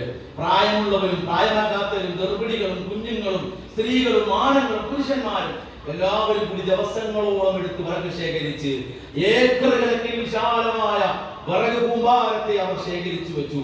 എന്നിട്ടോ ആലോചിക്കണം നിങ്ങൾ, ഈ വിറകിലേക്ക് എങ്ങനെയാണ് ഈ വിറക് കത്തിച്ചത്? ആ വിറക് കത്തിച്ചു. അങ്ങനെ ദിവസങ്ങൾ എടുത്ത് അത് ആളി കത്തിച്ചു. വിറക് കത്തിച്ചപ്പോൾ തന്നെ ഇബ്രാഹിം നബി ഇസ്ലാമിനെ അതിലേക്ക് എടുത്തിട്ടില്ല. ആളി കത്തി ദിവസങ്ങൾ എടുത്തിട്ടാണ് അതിലെ ഓരോ വിറകുകളും കത്തി തീ ആളി കത്തിയത്. അതിന്റെ മുകളിലൂടെ പറന്നുപോയ പറവകൾ വരെ കരിഞ്ഞു വീണു ആ വിറകിന്റെ ആ അഗ്നിയുടെ താണ്ഡവത്തിലേക്ക്. എന്നിട്ട് ഇങ്ങനെ ആളി കത്തുന്ന തീയിലേക്ക് ഇബ്രാഹിം നബി ഇസ്ലാമിനെ എടുത്തെറിയണം. ആരെടുത്തെറിയും? താൻ അടുത്തേക്ക് പോകാൻ വയ്യ, ആളി കത്തിക്കൊണ്ടിരിക്കുകയാണ്. അല്ലാഹുവിന്റെ റസൂൽ പറയാണ്, ഹുസൈൻ അൽ ഖുർദി എന്ന പേരുള്ള ഒരു വ്യക്തി, അയാളാണ് മെൻജനീക് എന്ന് പറയുന്ന, നമ്മുടെ നാട്ടിലൊക്കെ ഈ തെറ്റാരി എന്ന് പറയുന്ന സാധനം ഉണ്ടല്ലോ, പക്ഷികളൊക്കെ അടിക്കുന്ന തെറ്റാരി പോലെയുള്ള അതിന്റെ ഒരു വലിയ രൂപം മെൻജനീക് എന്നാണ് അറബി പറയാ. അതുണ്ടാക്കിയിട്ട് ജനങ്ങൾക്ക് കാണിച്ചു കൊടുക്കുക. ഇതിലേക്ക് ഇബ്രാഹിമിനെ പഠിപ്പിച്ചത് വിട്ടാൽ നേരെ പറന്നുപോയി ഈ അഗ്നിയിലേക്ക് വന്നു വീഴും. ഞാൻ വെറുതെ പറയുകയല്ല, അല്ലാഹുവിന്റെ റസൂൽ സല്ലല്ലാഹു അലൈഹി വസല്ലം നമുക്ക് പഠിപ്പിച്ചു തന്നതാണ്. അങ്ങനെ ഇബ്രാഹിം നബി ഇസ്ലാമിനെ മൻജനീക്കിൽ കയറ്റി അങ്ങനെ വലിച്ചു വിട്ടു. അദ്ദേഹം അന്തരീക്ഷത്തിലൂടെ പറന്ന് ഈ അഗ്നി താണ്ഡവമാടുന്ന വിറക് ശേഖരത്തിന്റെ ഒത്ത നടുവിലേക്ക് വന്നു വീണു. കുലുങ്ങി ഇബ്രാഹിം നബി ഇസ്ലാം, കുലുങ്ങിയോ? അദ്ദേഹത്തിന്റെ വിശ്വാസത്തിൽ എന്തെങ്കിലും മാറ്റം വന്നു? അവസാന നിമിഷം മാറ്റി പറഞ്ഞു? ഇല്ല. അദ്ദേഹം പറഞ്ഞത് ഇപ്രകാരമാണ്, ഹസ്ബി അല്ലാഹ് വനിഅമൽ വകീൽ, അല്ലാഹു എന്റെ കൂടെ, പടച്ച റബ്ബ് എനിക്ക് സഹായിയായിട്ട് മതി എന്ന് പറഞ്ഞ ഇബ്രാഹിം നബി അലൈഹി ഇസ്ലാമിന്റെ ആ പ്രഖ്യാപനത്തെയാണ് അല്ലാഹു സുബ്ഹാനഹു വ തആല പറയുന്നത്, നിങ്ങൾ അനുകരിക്കണം, അതാണ് നിങ്ങൾ സ്വീകരിക്കേണ്ടത്. അതുകൊണ്ടാണ് ഓരോ മുഅ്മിനും രാവിലെയും വൈകുന്നേരവും അവന്റെ അദ്കാറുകളിൽ അവൻ പറയണം, പ്രതിജ്ഞ എടുക്കണം, വഅലാ മില്ലത്തി അബീന ഇബ്രാഹിമ ഹനീഫൻ മുസ്ലിമൻ വമാ കാന മിനൽ മുശ്രിക്കീൻ. ഞാൻ എന്റെ പിതാവായ ഇബ്രാഹിം നബി ഇസ്ലാമിന്റെ മില്ലത്തിലാണ് ഞാൻ നേരം വെളുത്തതും എന്റെ അസ്തമയത്തിലേക്ക് എത്തുമ്പോൾ വൈകുന്നേരത്തും ഞാൻ എന്റെ പിതാവായ ഇബ്രാഹിം നബി ഇസ്ലാമിന്റെ പാതയിലാണ് നിലകൊള്ളുന്നത് എന്ന് പ്രഖ്യാപനം നടത്തണമെന്ന് റസൂലുള്ളാഹി സ്വല്ലല്ലാഹു അലൈഹി വസല്ലം പഠിപ്പിച്ചിട്ടില്ലേ? അത് കാറി ചൊല്ലാറില്ലേ നിങ്ങൾ? എന്താണ് സഹോദരങ്ങളെ, പിന്നെ നമുക്ക് എന്തിനാ പേടിക്കാനുള്ളത്? ഒരു കാര്യം നമ്മൾ മനസ്സിലാക്കണം. അല്ലാഹു റസൂൽ പറഞ്ഞതെന്നറിയോ? മൻ സ്വാമ റമളാന ഈമാനൻ വഹ്തിസാബ. വിശ്വാസം വേണം, അതുപോലെ പ്രതിഫലം ആഗ്രഹിച്ചുകൊണ്ട് വേണം. വിശ്വാസത്തോടെ നോമ്പെടുക്കണം. എന്ത് വിശ്വാസം? പടച്ച റബ്ബിലുള്ള വിശ്വാസം. ജീവിതത്തിൽ നന്മകൾ തരുന്നവനാരാ?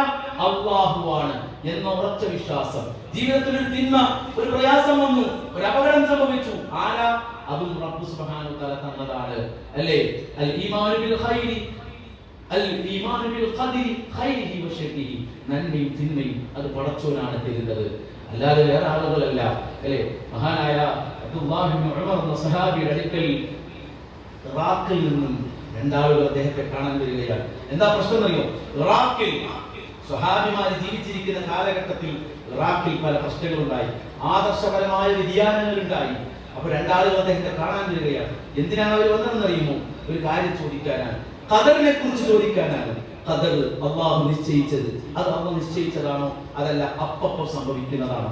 ഞാൻ ഈ മൊബൈൽ ഇങ്ങനെ ഇട്ടാൽ അതിങ്ങനെ നിലത്ത് വീഴും എന്നുള്ളത് അല്ലാഹു നേരത്തെ തീരുമാനിച്ചതാണോ അതല്ല ഞാൻ ഈ നിലത്തിടുമ്പോ അപ്പൊ വിചാരിക്കുന്നതാണോ?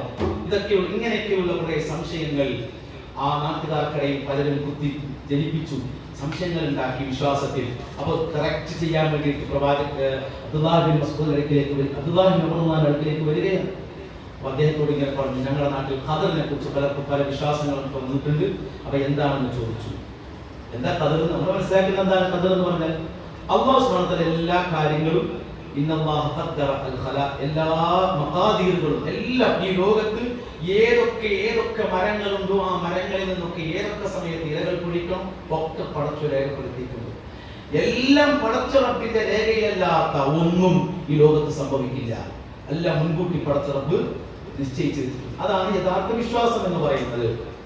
അപ്പോ മഹാനായ അബ്ദുല്ലാഹി ഇബ്നു ഉമർ റളിയല്ലാഹു അൻഹു പറഞ്ഞു, അദ്ദേഹം പറഞ്ഞു, നിങ്ങളൊരു കാര്യം മനസ്സിലാക്കിക്കോ, നിങ്ങൾ ഉഹദ് മലയോളം സ്വർണം ചെലവഴിച്ചാൽ, നിങ്ങൾ ഉഹദ് മലയോളം സ്വർണം ചെലവഴിച്ചാൽ അല്ലാഹു നിശ്ചയിച്ച ഒരു കാര്യം, ആ നിശ്ചയിച്ച പടച്ച റബ്ബ് നിങ്ങൾക്ക് കണക്കാക്കിയ ഒരു കാര്യം, അത് നിങ്ങളുടെ ജീവിതത്തിൽ സംഭവിക്കുമെന്ന് നിങ്ങൾ വിശ്വസിക്കുന്നത് വരെ, നിങ്ങളുടെ ജീവിതത്തിൽ സംഭവിക്കുകയില്ല എന്ന് നമ്മൾ നിശ്ചയിച്ചൊരു കാര്യം, അത് നിങ്ങളുടെ ജീവിതത്തിൽ സംഭവിക്കുകയില്ല എന്ന് നിങ്ങൾ വിശ്വസിക്കുന്നത് വരെ ഉഹുദ് മലയോളം നിങ്ങൾ സ്വർണം ചെലവഴിച്ചിട്ട് മക്കളെ ഒരു കാര്യമില്ല.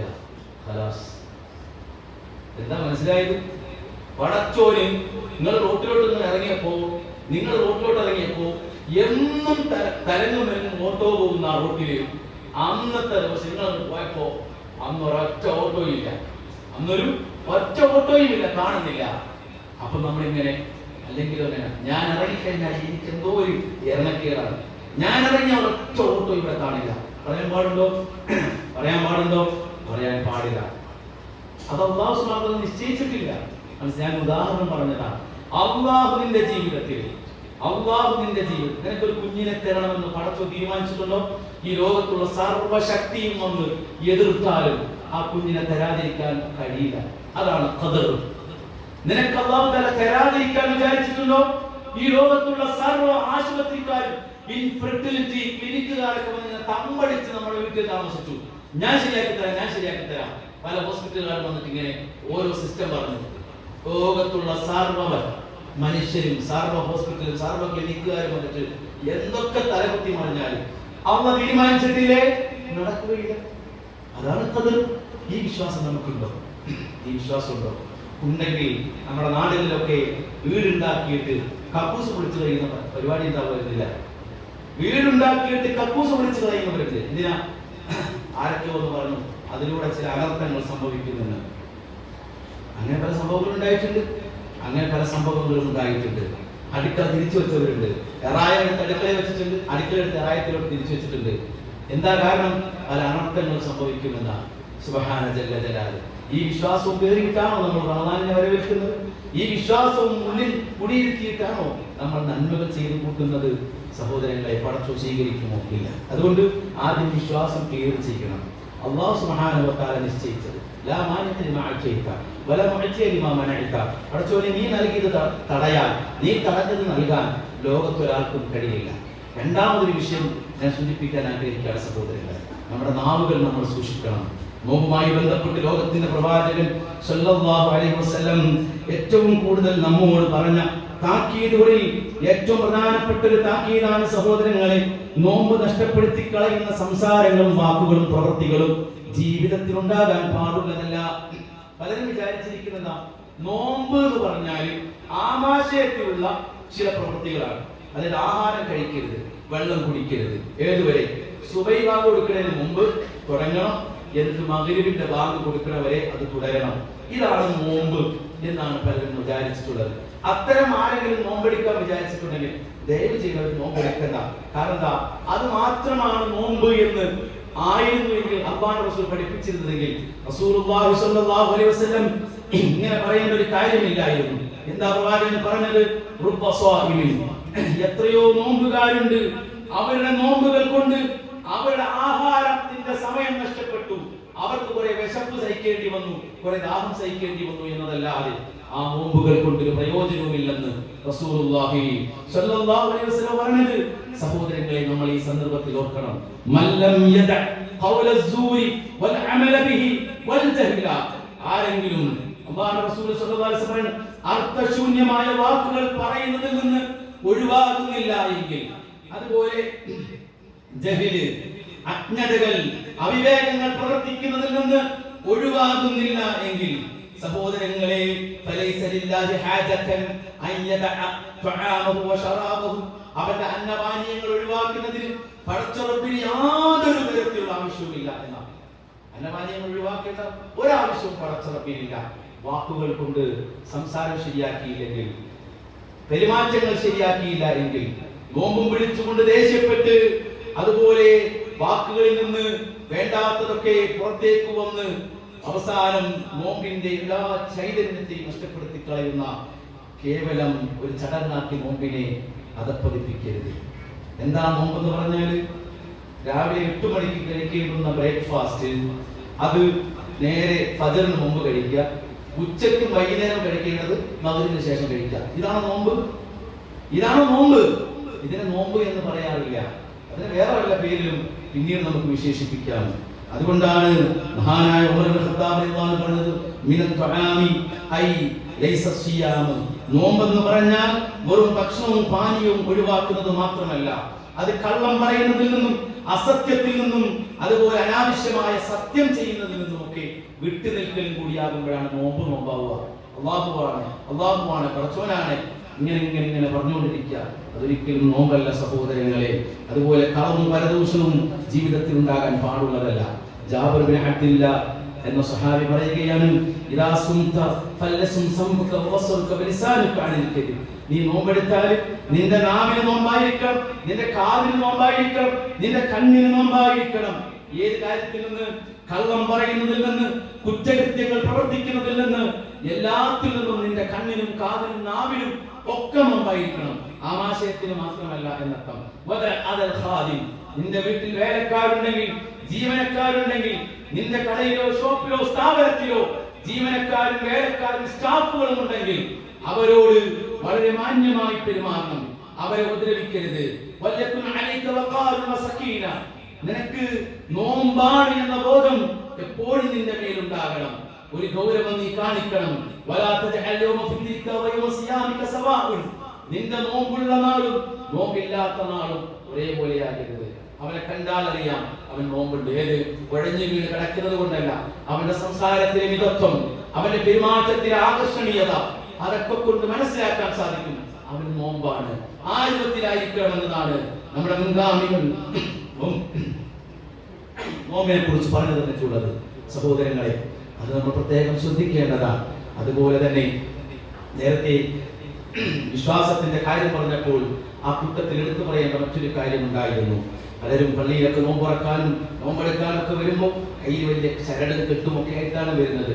പച്ച ചരട്, കറുത്ത ചരട്, പിന്നെ ഓരോരുത്തരുടെ കളറിനനുസരിച്ചാണ് അങ്ങനത്തെ ചരടൊക്കെ കെട്ടിയിട്ട് ഇങ്ങനെ വരും. എന്താ വിശ്വാസം? ഈ ചരടിലൂടെയൊക്കെ പലതരത്തിലുള്ള കാര്യങ്ങൾ നടക്കുമെന്നൊക്കെയാണ് പലരും ധരിച്ചു വെച്ചിരിക്കുന്നത്. മനസ്സിലാക്കിക്കോ, റസൂൽ സല്ലല്ലാഹു അലൈഹി വസല്ലമയുടെ അടുക്കലേക്ക് ഒരു സംഘം ആളുകൾ വരികയാണ്. ഒരു സംഘം ആളുകൾ 10 പേരുണ്ട് എന്നാണ് സഹാബികൾ സാക്ഷ്യപ്പെടുത്തിയത്. 9 പേർക്ക് റസൂലുള്ളാഹി സ്വല്ലല്ലാഹു അലൈഹി വസല്ലം ബൈഅത്ത് കൊടുത്തു. ഇസ്ലാമിലേക്ക് അവർ കടന്നു വന്നു. എന്നാൽ ഒരു മനുഷ്യനെ പ്രവാചകൻ മാറ്റി നിർത്തി. സഹാബികൾ ചോദിച്ചു, അല്ലാഹുവിന്റെ റസൂലേ, തറക്തഹാദ, 9 പേർക്ക് നിങ്ങൾ ബൈഅത്ത് കൊടുത്തിട്ട് ഒരാളെ മാറ്റി നിർത്തി, എന്തിനാ? 10 പേരില്ലേ നബിയെ? അപ്പോൾ റസൂൽ പറഞ്ഞു, ഇന്ന അലൈഹി ലതമീമ, അവന്റെ കയ്യിൽ ചരടുണ്ട് എന്നാണ്. അവന്റെ കയ്യിൽ ചരടുണ്ട് എന്നാണ്. എന്താ ചരട്? ആ ചരടിൽ ഒരു വിശ്വാസമുണ്ട് എന്നതുകൊണ്ടാണ്. എന്നിട്ട് റസൂൽ എന്താ ചെയ്തത്? പ്രവാചകന്റെ പേരിൽ ആ ചരടിന്റെ ഇടയിലൂടെ കടത്തിയിട്ട് അത് പൊട്ടിച്ചു കളഞ്ഞു പ്രവാചകൻ തന്നെ. എന്നിട്ട് റസൂൽ ബൈഅത്ത് കൊടുത്തു. അപ്പോഴാണ് അയാൾക്ക് ശരിയായ വിശ്വാസത്തിൽ കടന്നു വരാൻ സാധിച്ചത്.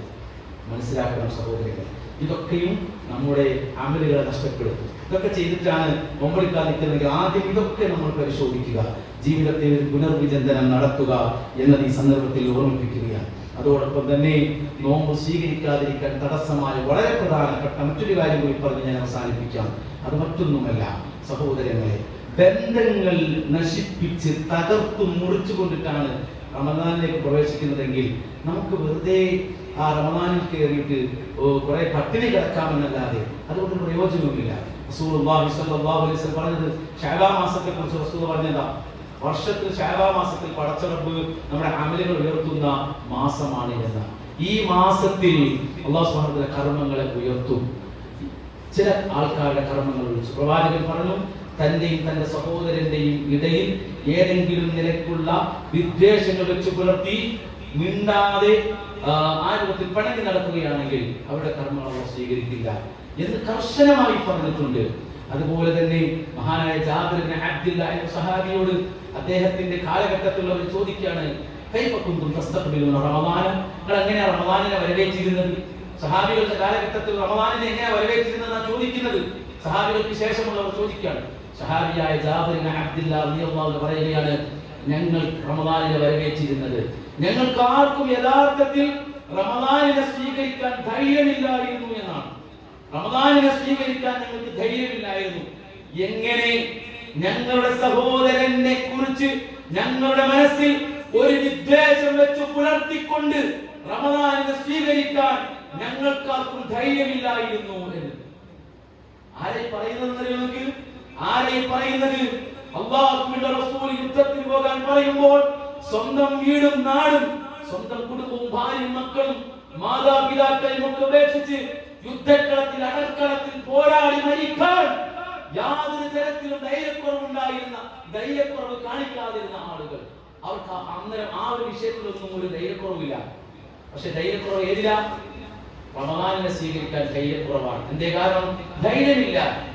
എന്തേ കാരണം? ഞങ്ങളുടെ സഹോദരനിടയിൽ മാതാപിതാക്കളുമായി ബന്ധം നിശ്ചയിച്ചിട്ട് കാലം കുറേ ആളുകൾ ഉണ്ടാവും അല്ലേ?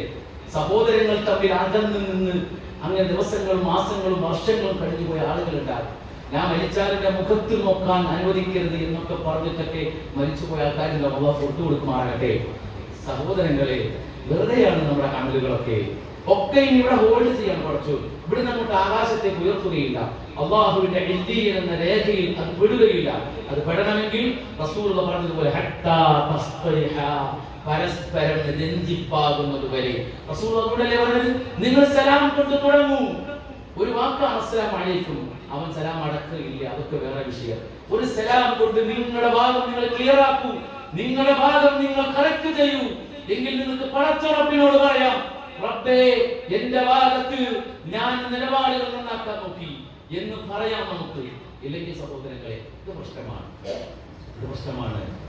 അതേത് വിഷയത്തിന്റെ പേരിലാണ് പിണങ്ങി നിൽക്കേണ്ടതില്ല. ചിലപ്പോൾ ഒരാളുമായിട്ട് ചിലപ്പോൾ മിണ്ടാതിരിക്കാനുള്ള സാഹചര്യങ്ങൾ ഉണ്ടായേക്കാം. അത് ചിലപ്പോൾ ദൂരെ ആയതുകൊണ്ടായിരിക്കാം, അല്ലെങ്കിൽ മറ്റു പല കാരണങ്ങൾ കൊണ്ടായിരിക്കാം. പിണങ്ങിയിട്ട് മിണ്ടാതിരിക്കുക എന്ന് പറയുന്നത് അത് വേറെ വിഷയമാണ്. അതുകൊണ്ട് ഈ കാര്യങ്ങൾ നമ്മൾ പ്രത്യേകം ശ്രദ്ധിക്കണം. മരണം തൊട്ട് പിന്നാലെ ഉണ്ട് എന്നുള്ളത് ഓർമ്മിച്ചുകൊണ്ട് വേണം നമ്മൾ ജീവിക്കാൻ. നമ്മളങ്ങനെ ആരോഗ്യത്തോടു കൂടി ഓടുമ്പോൾ മരണം നമ്മുടെ തൊട്ടരികിലുണ്ട്. നാളെ നമ്മൾ മരിച്ചു കഴിഞ്ഞാൽ, ആ മരിച്ചു കഴിഞ്ഞതിന് ശേഷം തിരിച്ചു വന്ന് നമ്മൾ ആഗ്രഹിക്കുന്ന ഒരേ ഒരു കാര്യം 2 റക്അത്ത് സുന്നത്ത് നിസ്കാരമായിരിക്കും റസൂലുള്ളാഹി സ്വല്ലല്ലാഹു അലൈഹി വസല്ലം പറഞ്ഞിട്ടുള്ളത്. മനസ്സിലായില്ലേ? ഓടി വീട്ടിൽ വന്ന് കയറിയിട്ട് നഷ്ടപ്പെട്ടു പോയ മാതാപിതാക്കളെ മക്കളെ എല്ലാവരെയും കണ്ട് തിരിച്ചു വന്ന് എല്ലാവരും വിചാരിക്കും റസൂലുള്ളാഹി പറയാം, ഒരു ഖബറിനെ ചൂണ്ടിക്കാണിച്ചിട്ട് ഈ ഖബറിൽ ആരാൻ ചോദിച്ചു. അപ്പോൾ സഹാബികൾ പറഞ്ഞത് ഇന്നയാളുടെ മകൻ ഇന്നയാളാണ്.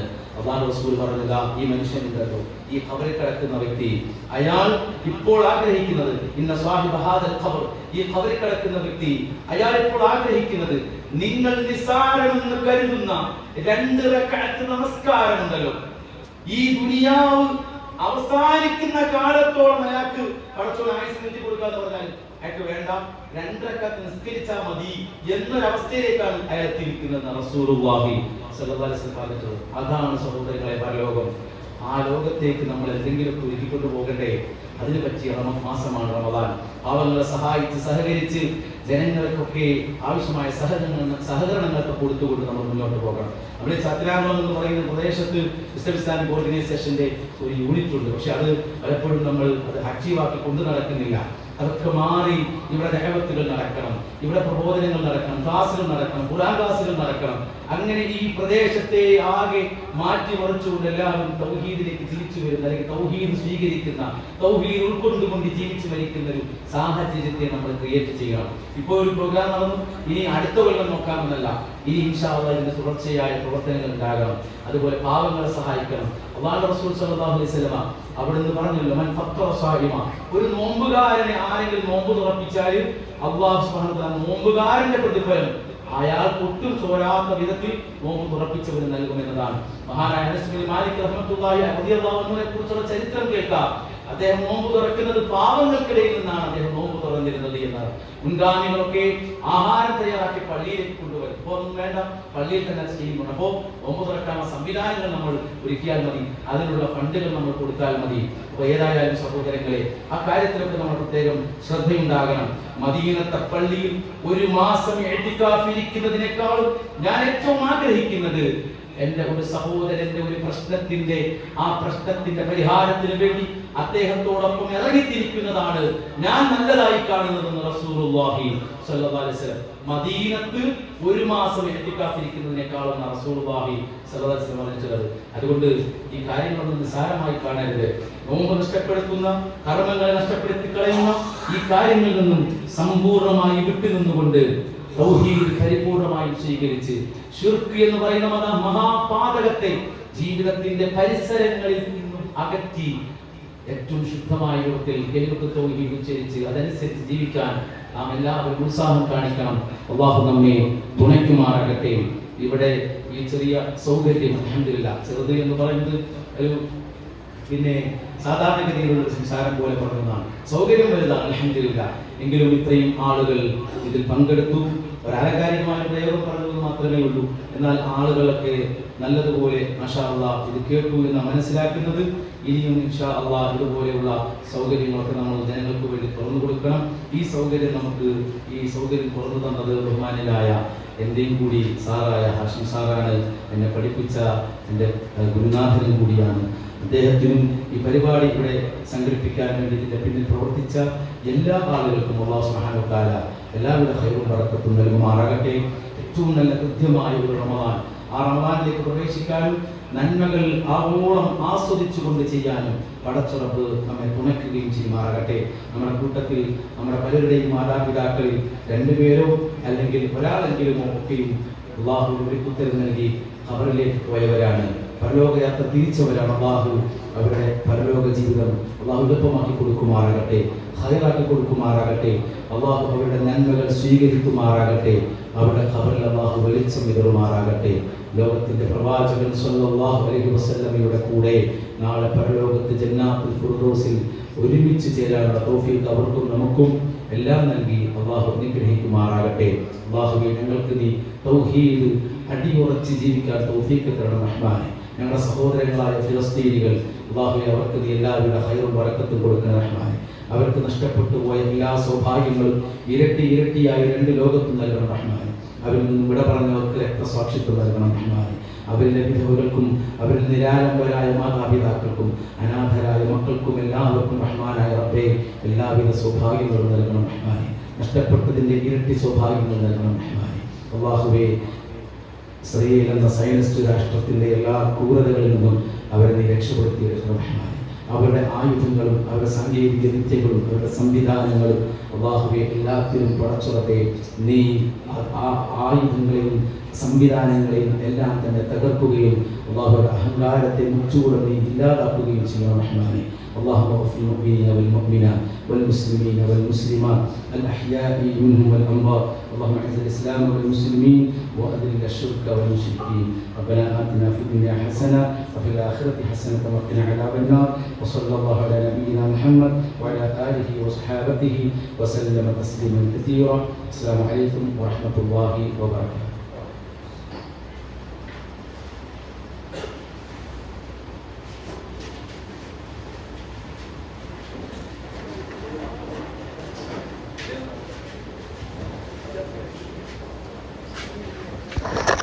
سبحانك اللهم وبحمدك أشهد أن لا إله إلا أنت أستغفرك وأتوب إليك.